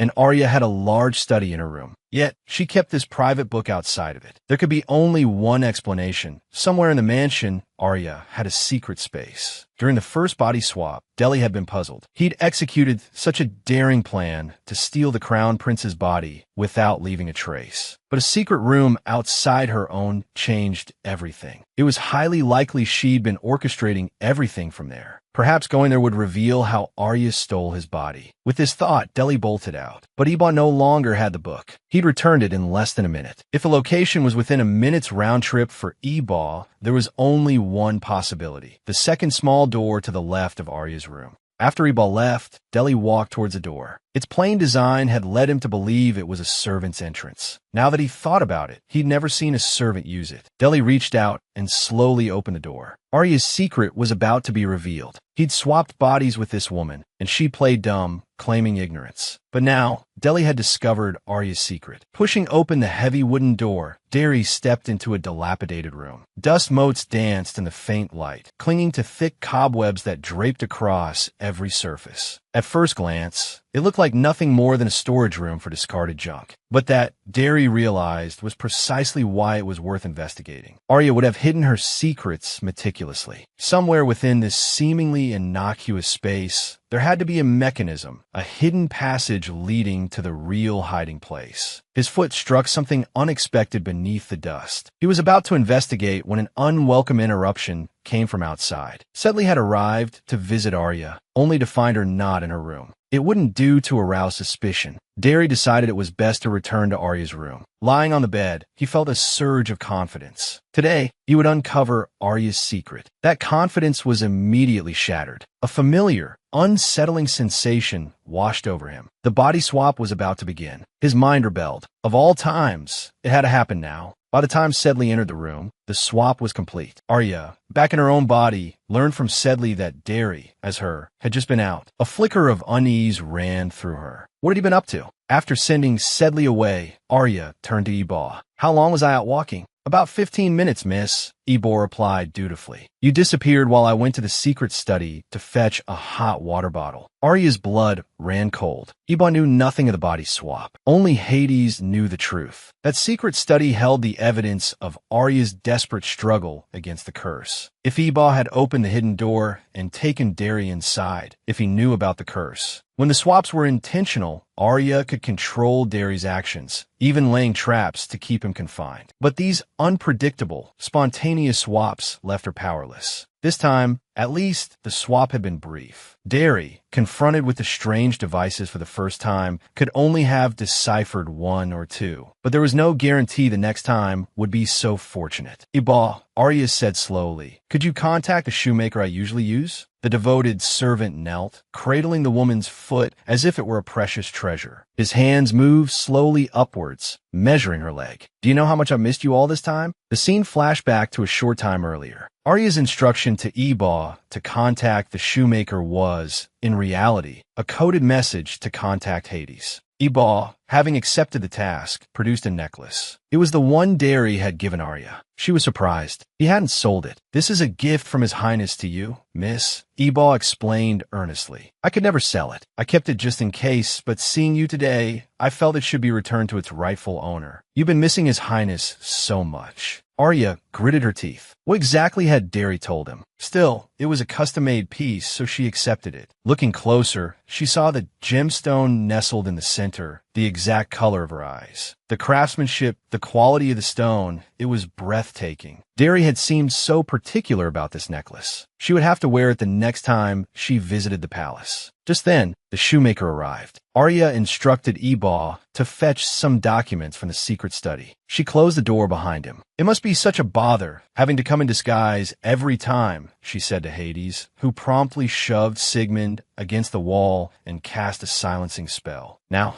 they could have some privacy. Producing a measuring tape, Hades murmured, Do you know how much I've missed you all this time? Arya looked at her younger brother. I can tell. You're practically giddy measuring someone's feet. Hades smiled. It's not giddiness, sister. It's agony. Did you know, he continued, knee-high boots are supposed to be all the rage this year? I think you'd look stunning in them. Arya cut through the charged atmosphere. Careful, or I'll be measuring your neck with that tape. Hades meekly put the tape away, promising to behave. Arya turned serious. You need to stay away from me for a while. The curse is changing. Derry and I could swap bodies at any moment, and he's investigating you. I think he's even involved the Black Wolf Knights. Hades groaned. I suppose I'll just have to wait for you to come to me then. I have something to report as well. Remember when you asked me to look into ways to break the Crown Prince's curse? I've found it. A way to lift the Crown Prince's curse, even without the involvement of the caster. Hades announced, This woman, he gestured towards Arya, still trapped in Derry's body, has been frequently swapped swapping bodies with the crown prince because of the curse. To switch back, they have to play landlord at night. He continued, a glint in his eye. But now, I've found a way to break the curse entirely. Arya, eager to hear the solution, leaned forward. What is it? She asked, her voice tinged with Derry's usual regal tone. Hades spoke slowly, the dragon sword. Arya frowned. The idea seemed preposterous, but His Highness only awakened the dragon sword. Even the children in the Empire know Derry can't use it yet. She continued, frustration creeping in her voice. The dragon sword was forged long ago from the rib of a divine dragon, imbued with magical power by the gods themselves. It only manifested because it sensed the will of the crown prince, held hostage at the time. Arya explained, pacing slightly, but the dragon sword remained stuck in the place where Derry first awakened it. It's never been drawn. It was awakened by Derry's will, yet it refuses to let him wield it. She sighed, the weight of the situation heavy on her shoulders. The nobles mock him for it, calling him a crown prince in name only. Arya admitted, a flicker of anger in her eyes. It's a troublesome sword, to say the least, but it's not without its benefits. All magic in this world ultimately belongs to the divine dragon. Whoever awakens the dragon sword is chosen by it. That's why the Mage Tower hasn't directly attacked us since Derry awakened it. She pointed out, if he could truly wield the dragon sword, he could easily dispel curses and magic alike. If the awakening conditions are met and the dragon sword can be wielded, then curses like this would be child's play to remove. Arya mused, a sliver of hope entering her voice. Awakening the dragon sword is difficult, but it's much faster than finding the mage who cursed Derry. The awakening condition is simple. Overcome the fear of death. Embrace the willingness to sacrifice. She paused. Easy to say, but who would readily make such a decision?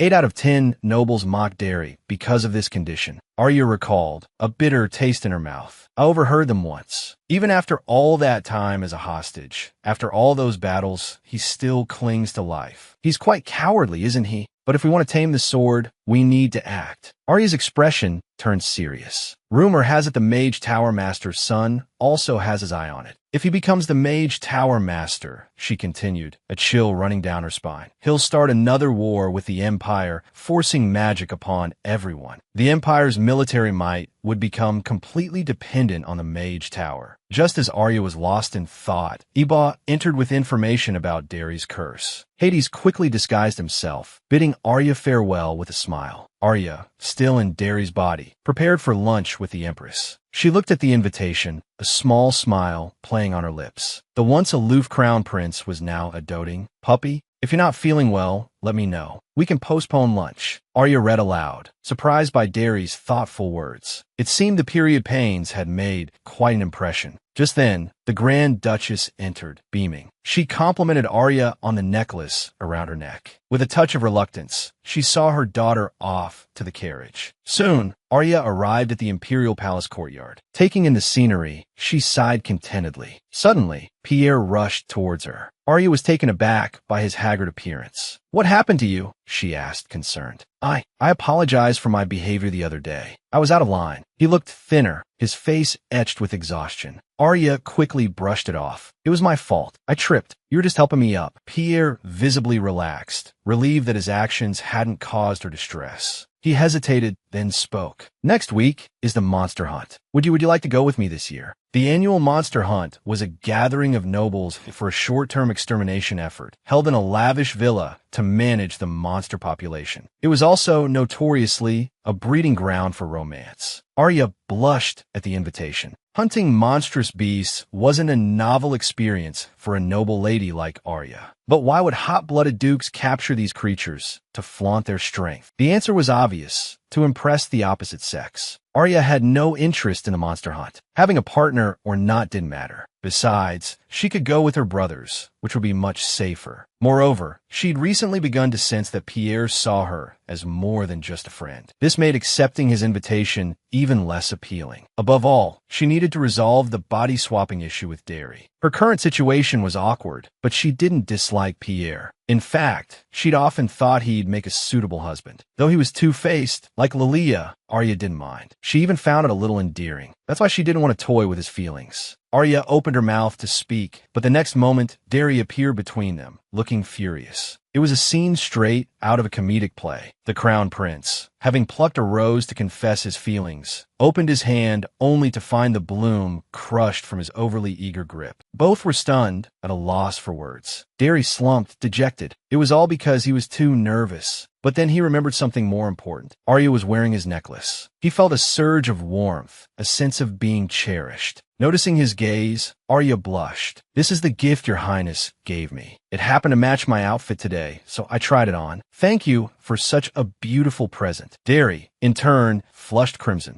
He quickly turned his head, hiding his blush from Arya. As they walked towards the Empress's palace, Arya felt a surge of happiness. She didn't have to feign attraction to Derry anymore. Suddenly, she remembered the incident with Sedley. Derry's face twisted in disgust when she told him, "That woman touched my body. What exactly happened?" Arya recalled the events. "He tried to touch you inappropriately, so I untied his sash to embarrass him and told him to leave me alone." Derry was speechless. Did the Duchess see him as some kind of lecher? Arya nodded. "You tell me to get lost so often it's like breathing. You probably don't even remember. I was acting in your best interest, your highness. If I caused any trouble, I apologize." Derry strode forward. "It's not about you telling him to get lost. It's that you think I'm the kind of man who would grope a woman's waist." Arya blinked. Derry might look like a playboy, but he was actually a polite and refined gentleman. Derry turned away, fuming. "Don't make me out to be some sort of libertine." Arya almost laughed. He had the face of a rake, yet he cared about his reputation for virtue.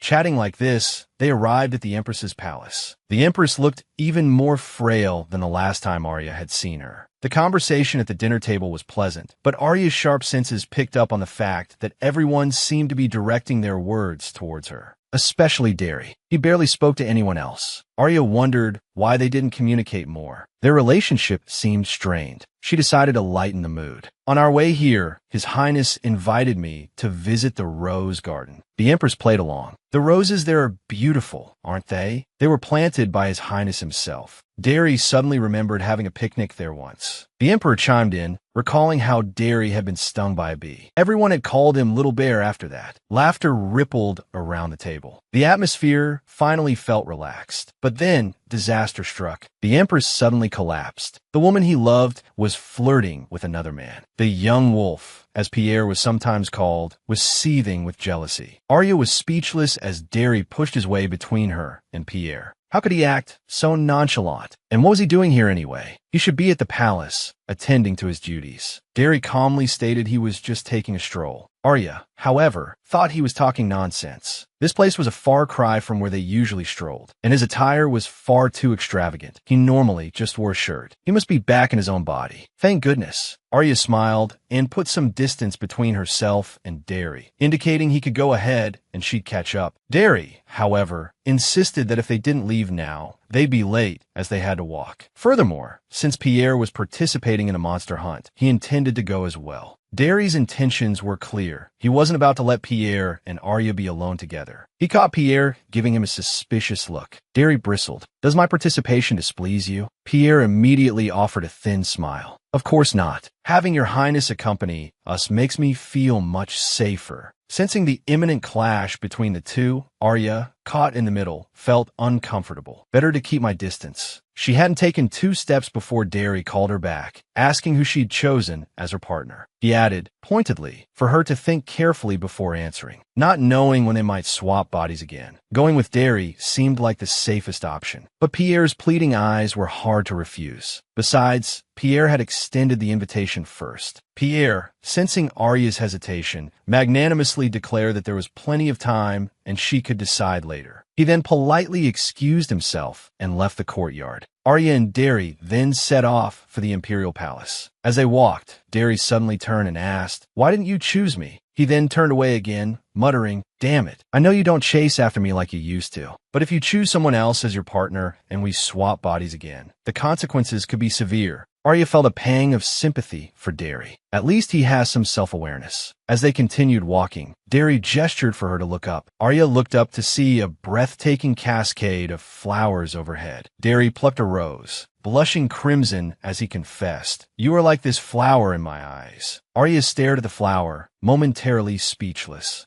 Is this some new kind of rejection tactic?